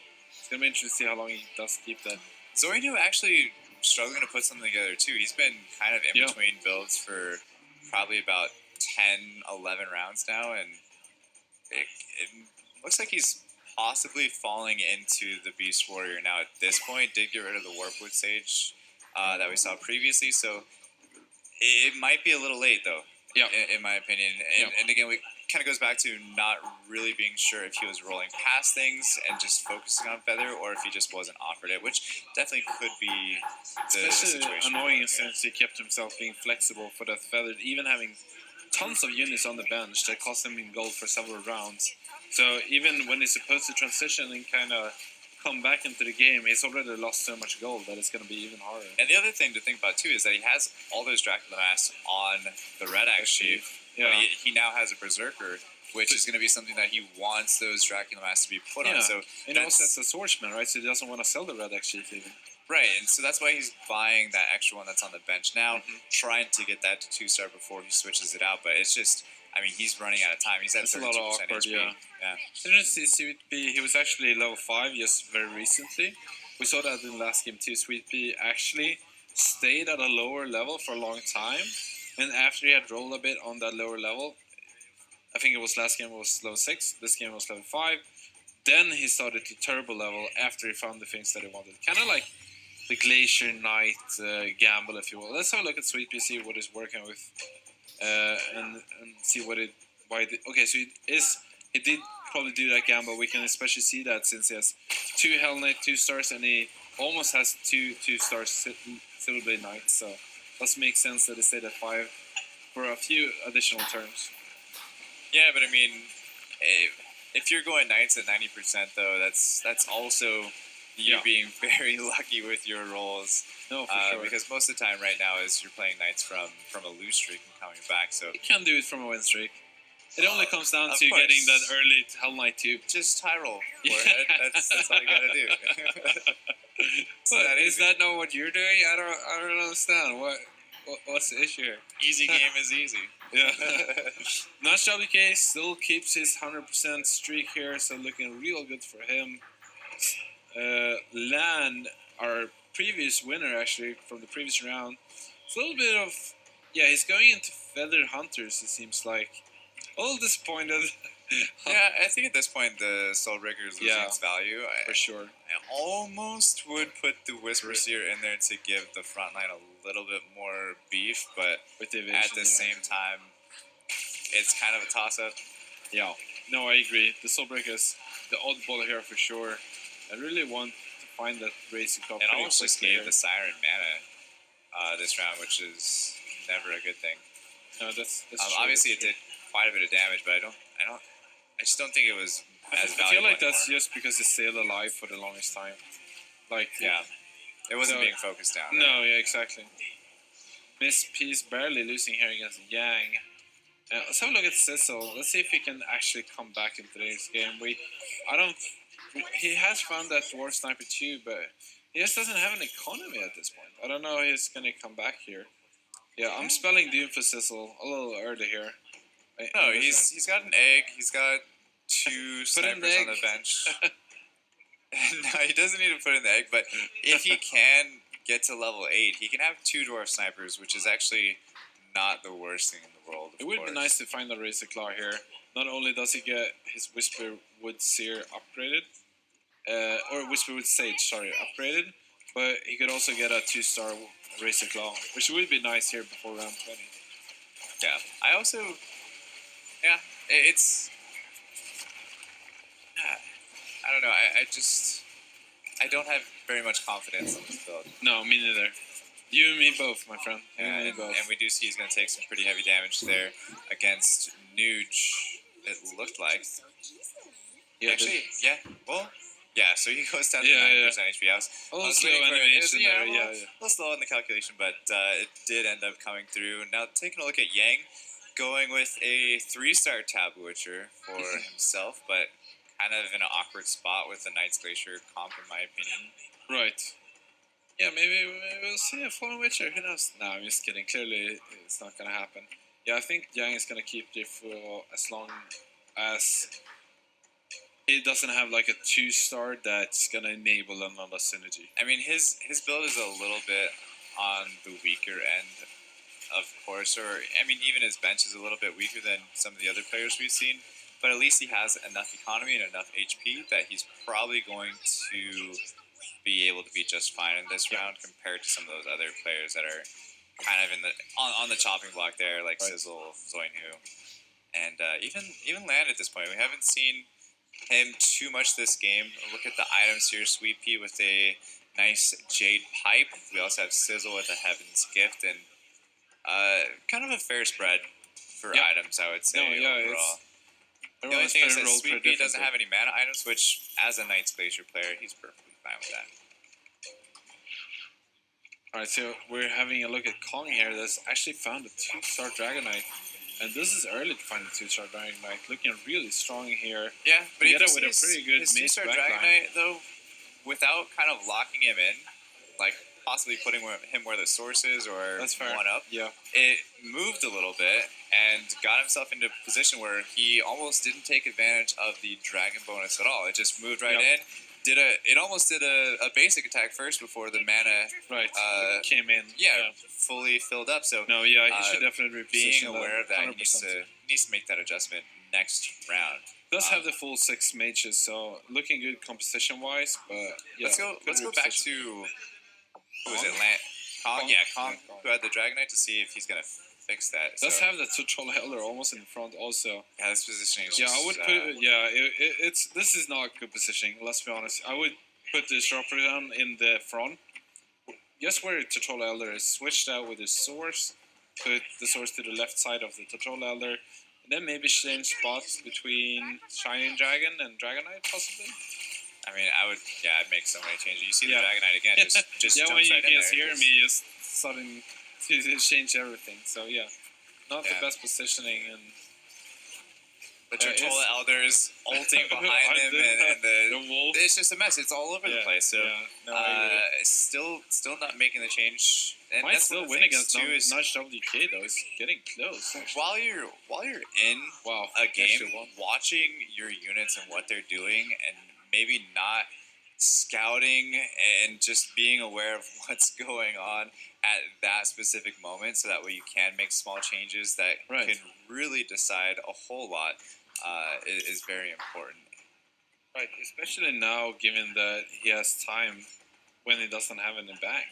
Like he's not rolling down. He doesn't need his APM for many other things. So yeah, I would have liked him to kind of change his setup there a little bit.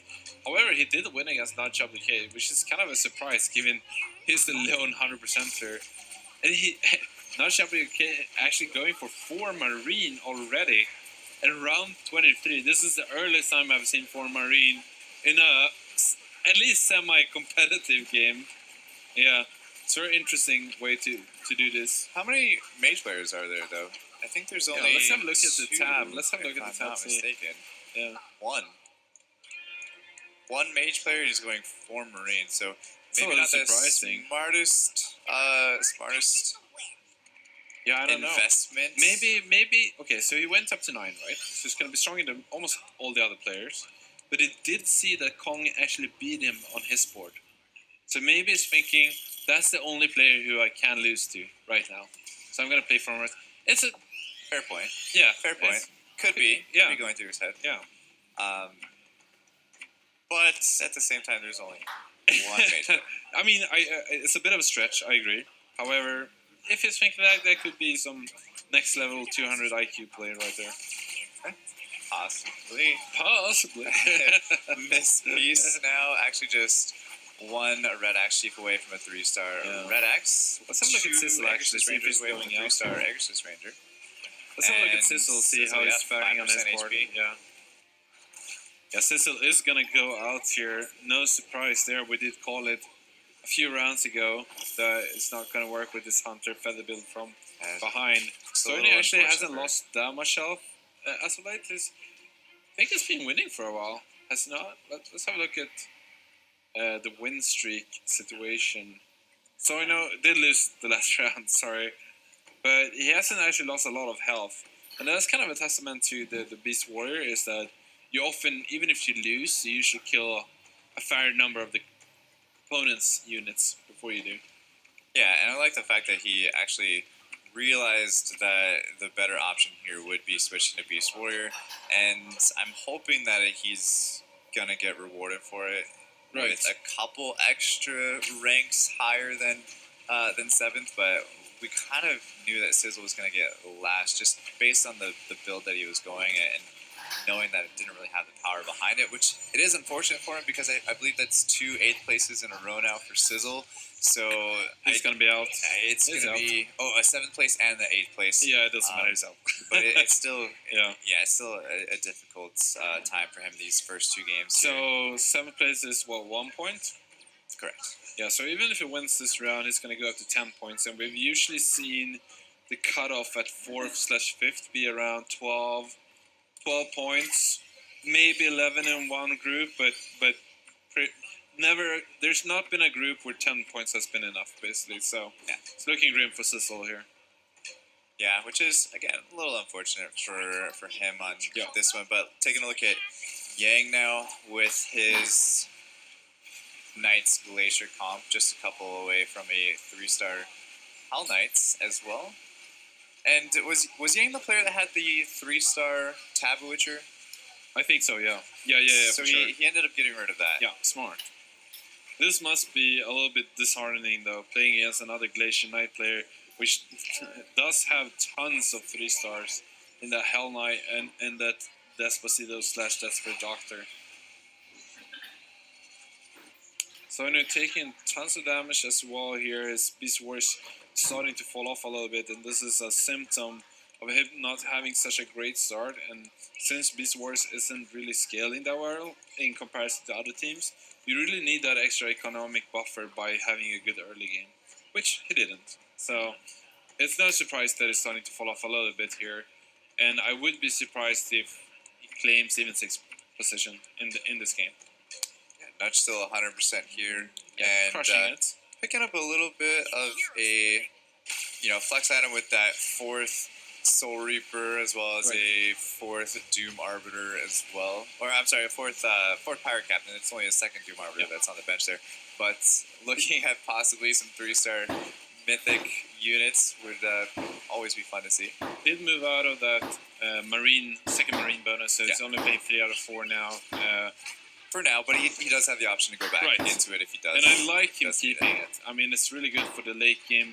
If his final opponent might be Kong, he's gonna have magic damage, and the higher level Nash is gonna become, the harder it's gonna be to find abyssal crawlers.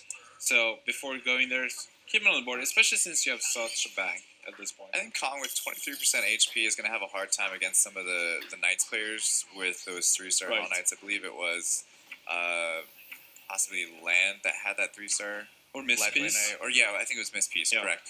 That had that 3-star Hell Knight. And Zoinhu, kind of on the edge here, 8% HP. Only a couple Swordmans away from a 3-star upgrade. But kind of grasping at straws here. There's that 3-star Hell Knight that I was talking about from Sweet Pea, actually, Sweet was the one. Sweet Also Pea, Miss 3-star Peace, Desperate you know. Doctor. Yeah. Yin and Yang. Yeah, so Sonny's actually gonna be able to keep himself alive here, and Lan actually being defeated by Nudge, so it does end up playing against the top player here. And this is kind of the mine you don't want to walk into at this point. It's being Nudge Yeah. WK. We've actually seen several players Wow. fall into this trap this tournament. We've seen, of course, the 3-star Abyssal Abyssal Guard on the bench. Okay, it's finally gonna go up to 9 to put it in. Yeah, but to my point, there's several players that go first place in game 1 and Yeah. then have just a awful game 2, and it really puts them in a position where that entire lead that they gave themselves is now gone, Right. and they're kind of playing catch up and kind of gambling everything into one game now at that point, and turning their whole Yeah, you gotta stay $450,000 consistent. journey into a best of 1. Yeah, you gotta stay consistent. That's the name of the game. It doesn't matter if you're first, if you're gonna be 7th or 8th in the next games. I mean, it's enough to be 4th in every game. So middling consistency is definitely something you can go for. And this is gonna be close for Yang actually, but that Berserker does stay at 100% health. So Soina's gonna defeat him here. Soina actually goes go out against Nudge WK. As I said, Nudge is kind of the landmine here you don't want to walk into. Whoever is going to face him in the bottom 4 before Sonia did go out could actually go out. Zoinhu's got Against some him. work to do going into game 3. Definitely still has a chance to get back into it, but he needs to have a solid finish game 3 for sure. Yang now on the cusp here at 8%. Now there is a little bit of a buffer between 4th and 5th now. So again, just trying to get one more rank higher will give you that 2 extra points now Right. at this point. Yeah, this is a big one. Yeah, Yang with the 3-star Lightblade Knight. As far as the items are concerned, on round 30, let's take a look here, just across the board at the item spread. Yeah, especially now that the creep round is over, it's going to be interesting to see what items have been combined here. Nudge does only have one item combination actually. Miss Peace actually picks up 2 Wraith Shards. That is really big actually. And he already has that Maelstrom, so he's going to have that Mjolnir now. For Miss Peace on that Dwarf Sniper is one of the best units to have it on. Can also add another Wraith Shard on top of it as well. So massive Dwarf Sniper especially there for great Miss Peace. on Dwarf Sniper since it does attack the backline at first. And that means the lining is actually going to pop off in the backline. It's going to kill it even faster. So Yeah, also not even very close to a Dragonbone Ballista as well. So almost one of the most stacked damage dealing carriers we've seen so far. Yeah, for sure. And it's going to see him deal a massive amount of damage with that Mjolnir. Yang is kind of on the cusp here on going out. This Lightning Knight does kill 2 more units. It's going to be close. think it's going to stay alive at 1 HP, given that pre-shield. Kong stays alive at 1 HP. This is close. Whoever's going to go out in 5th here is going to be decided on the very next round. Very possibly. Kong still has the Tortrola Eller in the front line. Not really sure about that positioning. Would want to change that against the Roproton. At least he's got the Dragon Knight locked in now, so we're making progress. It's already locked into having it, though, because it does have a... If we take a look at the Tortola Elder once more, he does have extra armor items on it. It could be because he doesn't have any mana items that he thinks that he needs it to be frontline, but that's what Source is for at this point. Oh, because he's not get off his ult. It's gonna shine. It did actually get it off. It's not a fully charged ult though, so it's gonna do much less damage. It is gonna go out there. Is it gonna go out before Yang or not? Yang also loses, but Kong goes out beforehand, and this is huge for Yang. This is so big, netting that 4 position, 2 extra points over Kong. So Yang actually, taking 4th there, leaving Nuge at 100%, still going into round 33. Miss Peace at 19, and Sweet Pea not too far behind at 15%. So now it's just a battle for seconds at this point.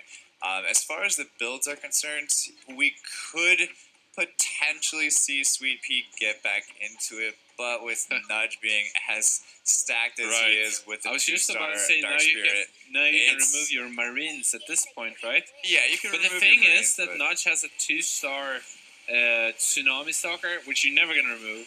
He has a 2-star Siren, which you're never gonna remove, and his Abyssal Guard is 3-star. So I guess he's just gonna keep it because they're so powerful in their own right, regardless of the Marine bonus not mattering. But he's not gonna go for the from Sweet Pea to Miss Peace. But he's not gonna go for the Abyssal Crawler in the end, so he's gonna be able to sell that, which he has at this point. Does lose actually, so it's not gonna get a perfect game. That's unfortunate for Nudge's flexing potential here. Yeah, possibly going for a 3-star Dark Spirit. Well, if there's anything that's a flex, it's 3-star Dark Spirit. Although it is really good to put in 2-star Dark Spirits also. I think a 3-star Dark Spirit would be more of a flex than a 100% game. Just throwing it out there. Yeah, for sure. And I mean, we'll see if we get to that, because not that Nudge doesn't have enough money to get there, but when he does get 2-star Dark Spirits, it's kind of likely that his opponents will stay alive long enough for them to see the 3-star Dark Spirit flex. Alright, so Mispy is going to get to play against Sweet Pea here. It is going to be a close game. The backline of 3-star is still alive, but it does seem like Mispy is going to take this with his actually 2-star Dwarf type dealing about 8,000 damage with a Mjolnir. So big deal there. Nudge barely wins against Mispy. And yeah, it does seem like Sweet Pea does lose his round, so the only one taking damage this round. So everyone's going to... 3 players are going to go into round 35 here. It's actually scary for Sweet Pea. He's already level 9, so his synergy is kind of complete at this point. And his most important units are already 3-star. Like, what are you looking for here? Sure, you can get a 2-star Soul Reaper and a 2-star Storm Saber. So I guess that's what you can do, but... 2-star Soul Reaper would be huge. Yeah, but more than that, there's not really anything else you can make to improve your board, really. Right. He also doesn't have much gold to work with either, so that is something that Miss Peace has 50 gold economy over Sweet Pea, and just noticing that, it kind of upsets me that Miss Peace has 50 gold to work with.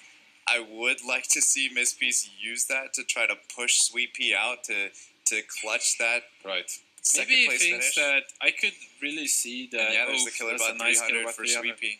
I can really see Miss Peace actually saving money for the reason. Okay, so it does go all in for level 10 here. On that Hell Knight, if though, Miss Peace doesn't have a great game 1, maybe he thinks that if he's a little bit more greedy, he can actually become in first place in this game. It is still possible to catch Nudge here. He does spend it. Rolls in, goes up to 10 as well. So just as what we were thinking. Yeah, just after a creep round. So he's probably greedy a little bit, like you said, but ended up working out so for Sweet Pea's going to play against Miss Peace here, and it does seem like Sweet Pea's actually going to hold, even though Miss Peace did go all in for level 10. So a little surprising here. Miss Peace does defeat Nudge WK. And Nudge WK is actually the only player losing on his side of the board. Does still have tons of gold that he can spend, and he is rolling down here. Does find the Ghost Prophet too, so that is big. Does have could get another Dark Spirit too. Just if he three would Dark want to. Spirits away from Yeah. a 3-star Dark Spirit. What? Yeah, this is interesting. Do you want to put that? Yeah, I was just about to say. Do you want to put that Dark Spirit 2 in? What does he remove, however? Doesn't need to remove. Oh, he. Oh, that's his. He removed one of his hunters actually, so Right. he didn't get rid of the Agris's bonus. Ranger. He already Yeah. he got that second Agris's bonus from the Ghost Prophet. Correct. Smart. That's so smart. That's definitely the right play here. Basically turning his one cost 2-star into a 5 cost 2-star, which is clearly enormous difference in terms of power level. Yeah. So Nudge actually still losing as his piece. It's kind of crazy seeing him losing with such a really like high powered team. It's showing how strong this other alliance is. Wow, 4 Frenzy Max on Lightblade Knight. This is actually amazing. I would actually like to see what's happening with Nudge and why his team isn't holding up. I think that positioning has a little bit to do with it. He has the Tsunami Soccer a little bit over to the right, where I think a lot of his opponents are coming from his left side. Right. Let's have a look. And so that did Dark get Spirit Storm didn't even Shaman. get off. So one of the Dark Spirits didn't get off. This second Dark Spirit didn't get off. So neither of them got off against this Right. nice team, which is disastrous. Like you're not going to have any chance at sure. it. So again, he's just 2 Dark Spirits away though from a 3-star Dark Spirit. So I mean, that's maybe what I'm he's waiting like, for. yeah, maybe he's also waiting for the same thing. Although now he's down to about 10 gold, so that dream is fading slightly. Yeah, and I think Mispiece has one star Dark Spirit also, so it's gonna be even harder to get it. Let's go back to Nudge's Can he board. get for 6 hunters? No, He he can't. threw in Agris's Ranger, Agris's right? Ranger. And he doesn't have an Even Light. Surprised there instead of Dark Spirit even. I don't understand that play really. He already has 2 out of 4 Agrises. He already has 3 out of 6 hunters. out of 6 hunters. That's Yeah, it is. basically trading a Dark Spirit 2 for that's all you're doing. with no additional like upside. Yeah. Right. There's no bonus to that. Yeah, that at is all. definitely a mistake. I can't. see Unless that he's being going fair. for that 3-star Dark Spirit. That's it. However, Unless he's does trying that to change it? nerf himself a little bit to go for the 3-star Dark Spirit. That's the Right, only he doesn't want to reason. kill his opponents fast enough. But the problem is he's been losing every round for a couple of rounds now. So, I mean, he's in a position where he could definitely not be first. Something we wouldn't expect at all, like 5 or 10 rounds ago. Even. True. 100 more gold than Mispiece. I think if he repositioned and kind of figured things out a little bit, he should be able to win this. Yes, I mean, But he is his kind of board gambling is so a little expensive. bit with it, toying around with trying to get this 3-star Dark Spirit that This is might just- not necessarily be Right, worth it. but this is such an expensive board. It's crazy, right? I mean, look at his units. They're almost all of them are 2-star 5 cost or 2-star 4 cost. Like Sniper 2 is like his cheapest unit. Seriously. I would just sell Agrisis at this point. Yeah. Agrisis Ranger. That's not going to come back in. Yeah, I do agree. It would also net him another interest point. So being a little bit wasteful with his gold, with his lead that he does have, thinking that it has a buffer to do whatever we want. But We do see. we definitely try to min-max that. So Miss Peace actually has 2 Dark Spirits on the bench. So total legendaries that's fine. The fair one. is 10. Yeah, so you can't And right get now one. there's 9 in play. So the only way Nudge gets it here is if he does indeed send to find- Mispel. He He has has to to win. find 2 more eggs though. Could do that. He could do that. Yeah. To make a level 2 egg, and then he could make it, or he could kick out Mispiece. But he did If roll down. It Mispiece looks like he didn't find Is anything. getting kicked out before Sweet Pea. It is possible. It is technically possible. Nudge actually crushes Sweet Pea here. Is gonna win this round. Mispiece does take 8 against Mispiece. There goes Miss Peace. Miss Peace is out at 3rd, so all those Dark Spirits now are thrown back into Back the into pool. their pool. Let's Um, go. Let's go. Unfortunately, Nuge actually did roll down though Yeah. last round, so that It actually has a final Dwarf 20 Sniper gold that he 3. had Look at left that. over, he did in fact spend it, and yeah, Dwarf- that Dwarf Sniper 3 came really quickly Yeah. actually. Yeah, I was surprised. He was so far away, right? He was He had like only one on the bench or whatever. Yeah, he had two 2-star Dwarf Snipers, and then Yeah. now he's got a 3-star. Must be. Yeah, that is probably the best upgrade he could have got. I mean, jokes aside with the Dark Spirit 3, I think actually Dwarf Sniper 3 is more important. Especially since it has such good items. Alright, here Nice we go head to head, and one of the Dark Spirits already not getting off. The other one is getting off for Nudge. And it is going to be enough on his side of the board. However, Sweetpea might be holding here. It's going to be close between the Dwarf Sniper and the Lightweight Pilot. But the Lightweight Knight, does in fact lose in the end, since it doesn't have another unit to bounce its blades on. And Dwarf Sniper is definitely better in that 1 versus 1 scenario. Let's have a look at the items on Dwarf Sniper, because I do think it does have a Mjolnir. No, this is the tripled Frenzied Mask Dwarf Sniper with Maelstrom and Ghostblade and another stick here. This upgrade was just huge, right? This couldn't get any better of an upgrade.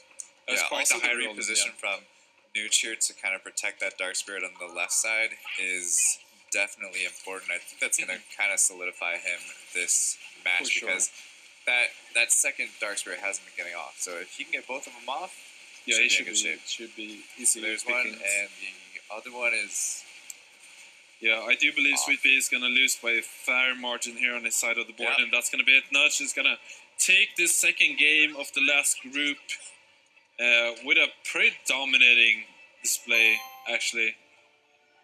Certainly dominance in the second game. yeah. Very much so. I think he played it a little bit conservative. Could have been a little bit more aggressive to finish it quite a bit sooner. One could have even said he did a mad expression of his wealth in this game. Something He kind along of those swung lines. it around. Maybe didn't min-max as much as he could have, considering he was so far ahead. But did come out in the end.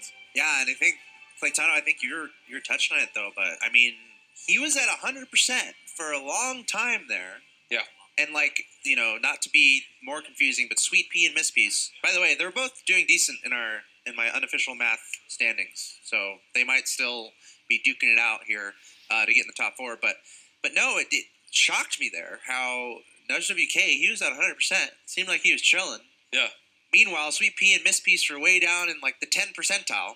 But then another situation where we started seeing some clawing back from these other players, and I'm like, wait a second, is Nuge somehow going to lose this? And you guys were you're talking about positioning. Yeah. Was it positioning? It was a lot of 2-stars, expensive units.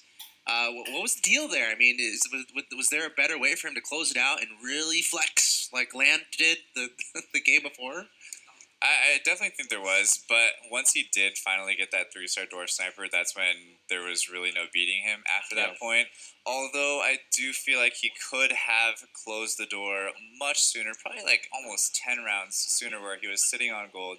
He was not really forcing the issue and kind of playing around with the final 2 players. Right. And in this situation, it's a little bit risky. I think it's a bit of two different play push him out. styles. I think it's 2 different play styles, especially when you're that far ahead, that we see. A lot of players, or some players, like to keep their 50 gold to make sure they will get more gold over time, and then kind of slowly suffocate their opponent, while others try to spend all of the gold to not give them a chance to get their upgrades to come back. And it's kind of 2 different play styles. I do think often that I would like to be a little bit more aggressive with my gold when I'm that ahead, especially when there's only 2 other players left. If there's more players left, I do like keeping it a little bit more, and I think that's different from player to player, how to kind of spend your gold in the late game, if you will, especially when you're ahead. Yeah, I mean, in my opinion, if you have the opportunity to push your opponent out, why not? It was, I don't know, at that point I felt like it was a little hard for him to get some upgrades by pushing all in, but either way. Looking at our total standings here, I think, pretty big surprise to me, actually, Land, 7th place. Claytana, I think you mentioned it too earlier. How we've had a few players that have won who have not been able to advance. Either they win round 1, round 2. We've had that happen at least a couple times today. So Land winning in the first game of this best of 3, but now finding himself in 7th. And I love that discussion that you guys had about it. He's put himself in a hole here. And, we talk about consistency too. Miss Peace is a great example of that, as you see at the top. 2 third place finishes.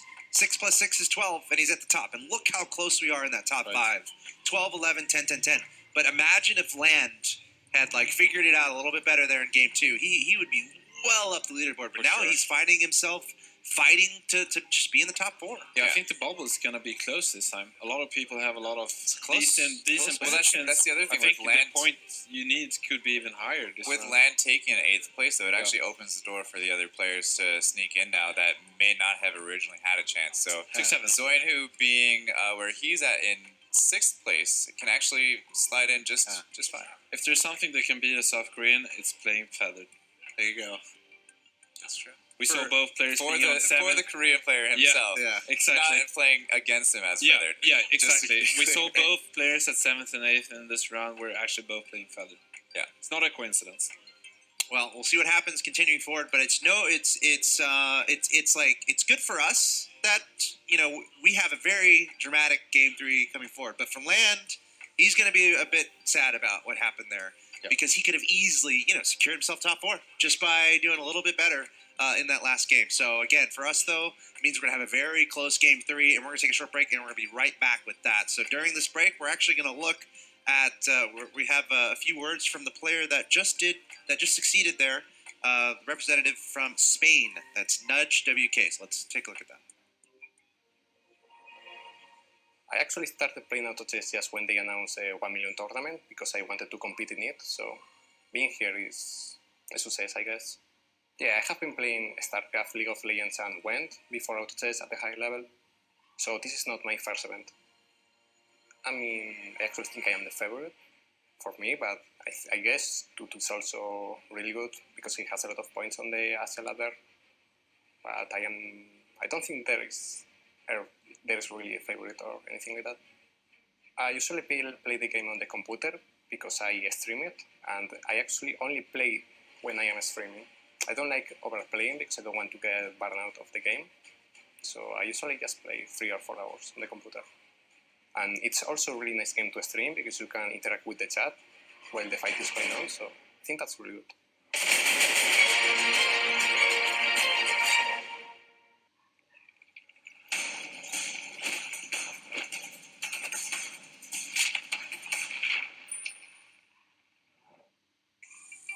Ladies and gentlemen, welcome back from Shanghai, China. We're live with the English coverage of the 2019 Auto Chess Invitational. $1 million on the line and a kitty cat. Not on the line. Not on the line. But a lot of cool little animals around for some reason. I don't know. Something I noticed, we walked by this side store, this little convenience store, and there's this little kitten. Yeah. Just chilling. Oh, that was so cute. Just chilling in the doorway. Just a little there kitten staring at just you. chilling in the doorway. Yeah. You guys kept walking. I had to stop and give a little pet. To the I'm kitten. allergic. So, Oh, okay, you know, yeah, you're good. Can't really do. I mean, I can't I do missed that, it? but no worries. Yeah, I was there. no, you I don't did? think you were. No, he wasn't there. No, it was Cameron. I was gonna say, if I was there, no, you were I good. would have seen Good. it. Yeah. We can go I'd be back. good. It's very close to the hotel. It's like this kid was just chilling. Kitty. It surprised me because why does he just run off? No, he's just sitting Yeah, at the front. yeah. You don't Anyway, have kittens? Where is That's my. Well, I do, but they usually run. They don't just stay there, Right. especially if they're little kittens. Yeah, it was a It's baller like kitten. super It was a obedient- baller kitten. Yeah, That's for sure. Anyway, cool story of the day is over. I want to talk about the interview that we just saw because I thought that was very interesting with News WK, where first he was talking about his history in StarCraft and League of Legends. It's pretty cool to hear him talk about that. And I've done I've done a bit of stuff in StarCraft, but I don't remember him being in the scene as much. So I got to go back and research that more. But something else he said, he only plays 3 hours. Yeah. I like the Are idea. you crazy? I don't like the idea. I like the idea of not burning yourself out on a game. Like if you enjoy playing a game that you're doing well at, you don't want to overdo it, if you will. Especially if you're streaming, it does take a lot of energy if you want to Yeah. keep that up. And But he if you do mentioned it 8 hours a day, you can get burn out also by working, but also by just getting bored of the game. You know. And Yeah. maybe that's not possible for some there's people. there's but other ways to I have some learn issues with without that sometimes. actually playing. So Yeah, just watching yeah, some of the other players, sure. you pick up Yeah. things that you don't normally think of on your own. So that could be something that he's doing. I feel like that is something that can be unpacked a bunch, but we got to get into the next game. We'll talk about that more because I mean I think honestly you can get away with not playing that much. Like in the future pro gamers. Yeah. No, we might have pros who play 5 different games, 2 hours each day. 2 hours of each game, and they're competing in all of them or something. But that's anyway, the future of esports. yeah, right that's there. the future, and maybe a conversation for another day. But for now, let's take a listen to Sweet Pea and some of his thoughts on the tournament. My game plan. I first of all I check off my unit what I have, and then check other what they have, and come up with plan. Do I need to win or lose, and then improvise what game give it to you. Yeah, so that makes a lot of sense what Yang said. He's trying to see what he's starting with, and depending on what your opponent has, he's trying to decide whether he's going to win or lose his first round and going into a lose streak or a win streak. Seems like he's comfortable with both sides of the coin, and I kind of like that sentiment, especially like looking at what your opponents are doing in the early game. I feel like that's a little underestimated in this game. Yeah, I believe that was actually Sweet Pea Sorry, from the Pea. interview. Sweet Pea. Yeah, but either way, definitely makes sense, and it's one of those things where if you see 4 or 5 other players going knights Yeah. at round 5 or 6, But also, just gotta try to winning change up or your losing, strategy. right? If you see a bunch of 2 stars, maybe you shouldn't push for a win. Right. Maybe it's better to just lose. You gotta think of like, okay, how many players are stronger than me? Like, can I win the next round after the first one? Like, is it possible? Is it reliably possible? Maybe I should start to lose again. How many other players are going for lose streak? Maybe I shouldn't try to lose streak just because of that. Like, there's a lot of things that goes into that in the very early game. And speaking of lose streaking, we do have Zoinhu, which is open fording right now, and that kind of makes Right. it changes the whole dynamic of the entire lobby, because the only person that's really allowed that gold gain from lose streaking Yeah. is Zoinhu. Yep. And it's one of those strategies that's kind of like a double-edged sword, because you can get to the point where you have all this gold and you're super well economized, but then all of a sudden you have no HP and you die. But at the same time, just putting that pressure on the rest of the lobby, so you're To punish you, denying right? them. Well, you're denying them from having a lose streak. Right, that Instead too. of having like several people lose streaking and several Yeah. people win streaking, there's only probably 1 or 2 people that'll be win streaking, and then you're the only one that's Yeah, lose and streaking. you're also putting pressure on your opponents to punish you for doing this. Yeah. Like the less strong your opponents are when you're trying to transition into a win streak from a lose streak, to have one of those perfect games, just like I believe Land had in the first game. He did that perfectly, and that is because he was able to become strong enough at the time where he was about to transition. But if your opponents are insanely strong at this point, it's going to be really hard. I mean, it's just the way it is. It seems like Notch actually high rolled quite a lot on his items. I think I saw 2 Magicka crystals in the early game. Yeah, he does have 2, both on Argalian Knight, and that really makes sense because Argalian Knight is one of those units that are perfect for the early game, but doesn't really fit in any comp unless you're going for 6 Knights. So he does put both items on that because he is suspecting himself to be selling that in the coming rounds. Yeah, he's got himself a nice start going on Wow, right what now. a nice seal. Of course the Argali Knight with the Magic Crystal is super underrated in the starting rounds here. But overall, got himself a nice pair of 2 stars there with the Taboo Witcher as well as the Aegis Ranger, and can start possibly looking into a Hunter build because he does have a frontline, and he also has the Aegis Ranger. So not a bad start for Nuge, the only one at 100% now going into round 7. And if we take a look, actually an early well, this Dragonite, is- so this might actually change everything. Yeah, this is the earliest Dragon Knight I've seen. Yeah, round 7 Dragonite is no joke. No. He does have now the double Knight bonus, but Ooh, at wow. the same time he has 2 healing bonus. people But actually open fording here. It's so kind of this crazy. is a little bit of a kamikaze strategy from Land, in my opinion. You're kind of just hoping that you don't get put up against the other one. Yeah. And so far, they're They're playing a game both- of chicken. Right. to be Basically. completely honest, because we have seen in the past where there was two players open forting, and the one gets put up against the other. You lose your lose streak, and they're out. It actually happened with It's Monty rough in because, game like, 3 even- of Group A. Soino at this point, I mean, he's already committed into lose streaking, and you can't really start all of a sudden win streaking. That's not how it works. All the other players are trying to win streak. It's not like you can just come back out of nowhere from a single roll, you know? Well, So, I kind of have to argue that a little bit because Okay. we did see Nudge in game 1 but he wasn't. go into a lose yeah. streak and then he leveled But he didn't and came open straight for back it. from it. True, but I don't think that's necessarily impossible for Zoinhu to change his strategy completely. He's already gained a lot of extra gold from that open Right. fort where he has an advantage. Now just take that 76% HP and say, okay, this is where I'm going to stop now, and just go straight into something. If you happen to Yeah, find maybe sure. like a really You good can shot, start- just build your team You off can of it start and go with it. moving into trying to start winning your games again, but it's going to take a couple of rounds to be able to compete with the other people that's already been win streaking for a while. No, That's of the course, issue, of course. So in that way, you're but already committed. at the same time, into, would like, you losing a rather few do more rounds. that than middle?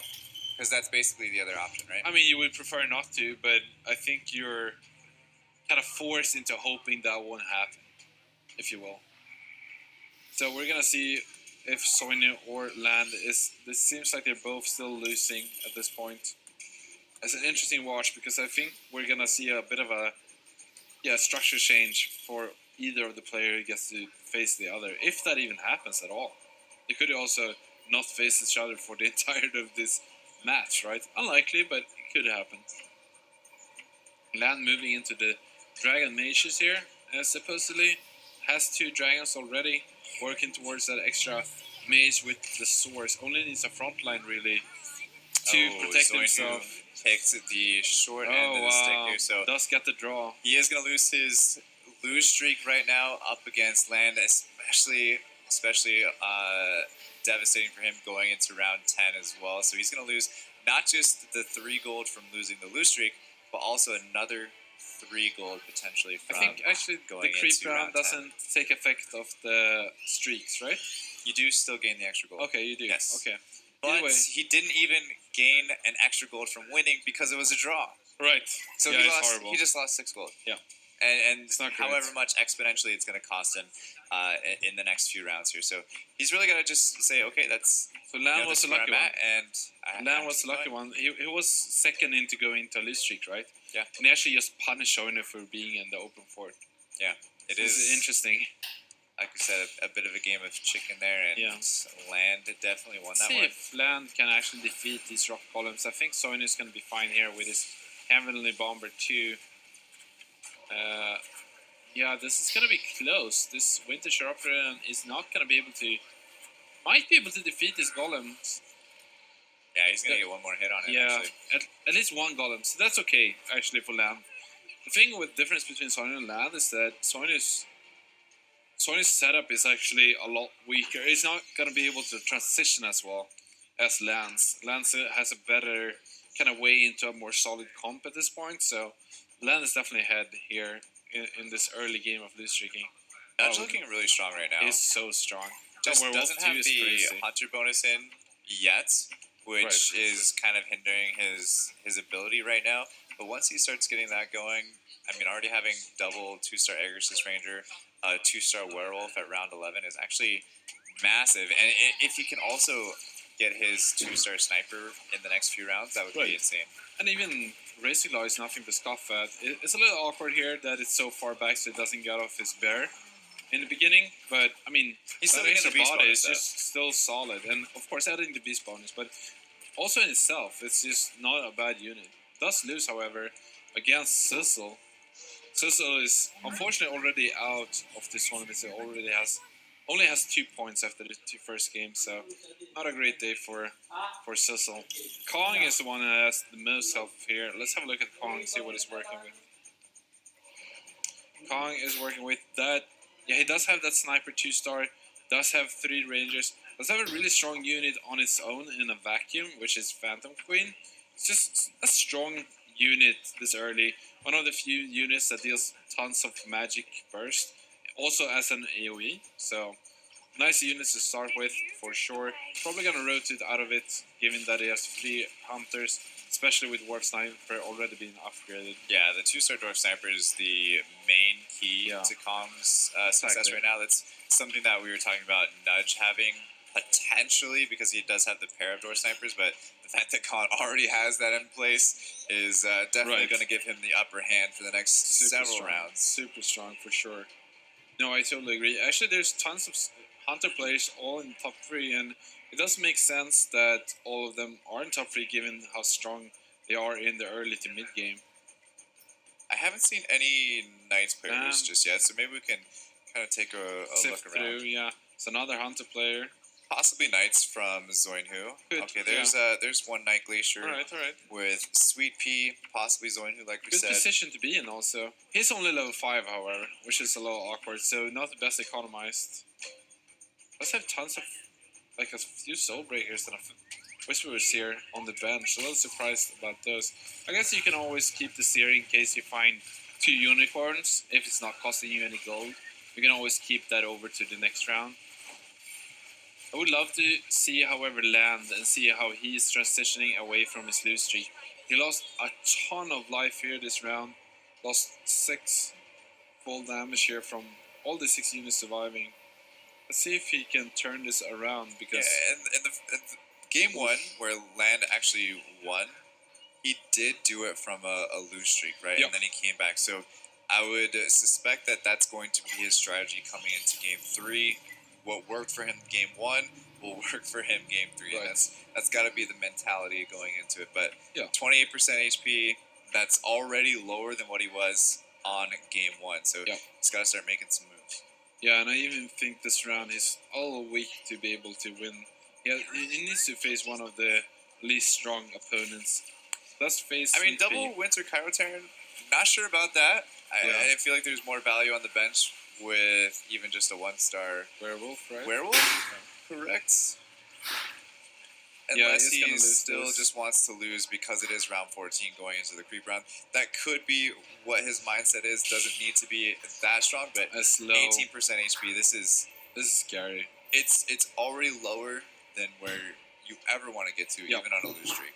No, for sure. Even I mean, even saving that to go into round 15. so the issue with being this low on a lose streak, even if you do turn around for several rounds, even if you win 7 in a row, for example, the time you lose is going to be such a big issue because you can only lose 1 or 2, maybe if you're lucky, 3 times at this point. So if you don't have that life buffer, even if you're stronger than almost all of your opponents, you might play against one of your opponents that get a little bit better positioning into you, might not necessarily be stronger than you, but do have the better RNG in your fight. They got off their human silence, for example. And then it only takes 1 or 2 of those, and then you're out. So that's why you got to turn around a little bit earlier on a higher life total. He's actually in a really good spot here to power spike because he does have an egg on the bench, so it gives him options. If he rolls down here, gets his 2-star Tortola Elder, possibly a 2-star Doom, and actually takes out the Water Spirit and throws in a Werewolf to get 4 human bonus. I think that would be a really good option for him if he could do that. Probably round 16 because, again, you don't want to lose any more from here because it's already too much at this Multiple point. players being close to Orber Refresh, I believe both Land and Nudge were 1 item away.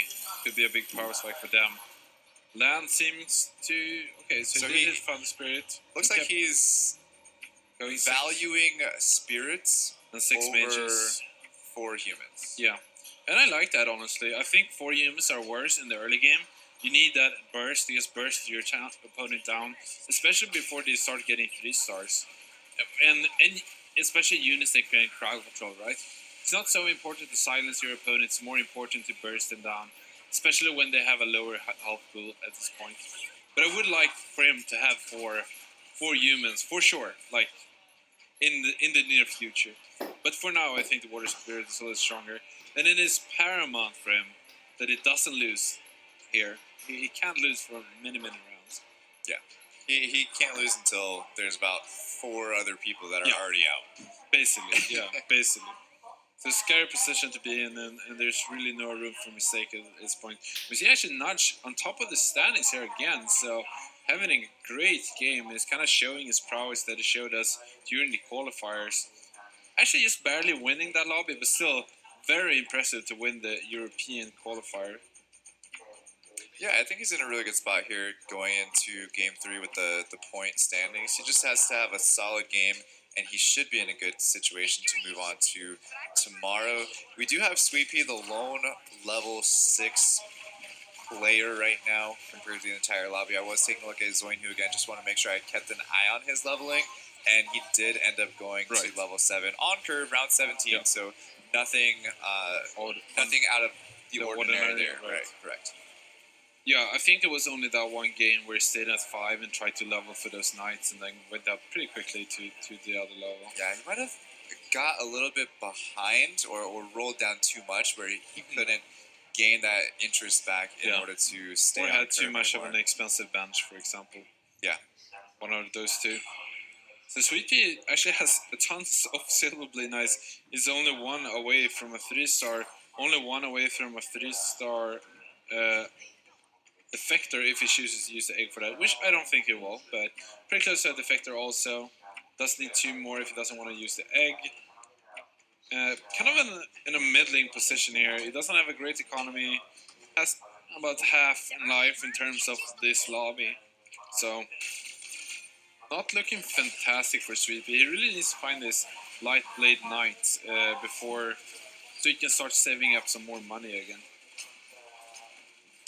Yeah, up against Nudge WK right now, and just trying to get past that God of War front line. Not gonna happen. We've seen Sniper is too much. a couple players actually picking up God of War in this round, Oh, which actually he does get past the God of War with the Hell Knight and the. I wonder what items that Hell Knight has, because it was surviving for such a long time, actually. Let's have a look here. Okay, so it does have a Jade Bite and a Hell Knight plate mail. Oh, sorry, steel plate mail. So that does make sense, because that made it so that the Light Blade Knight could actually cleave down the back line, and he was able to get that win against Nudge, who's leading this lobby at 81% and 50 gold.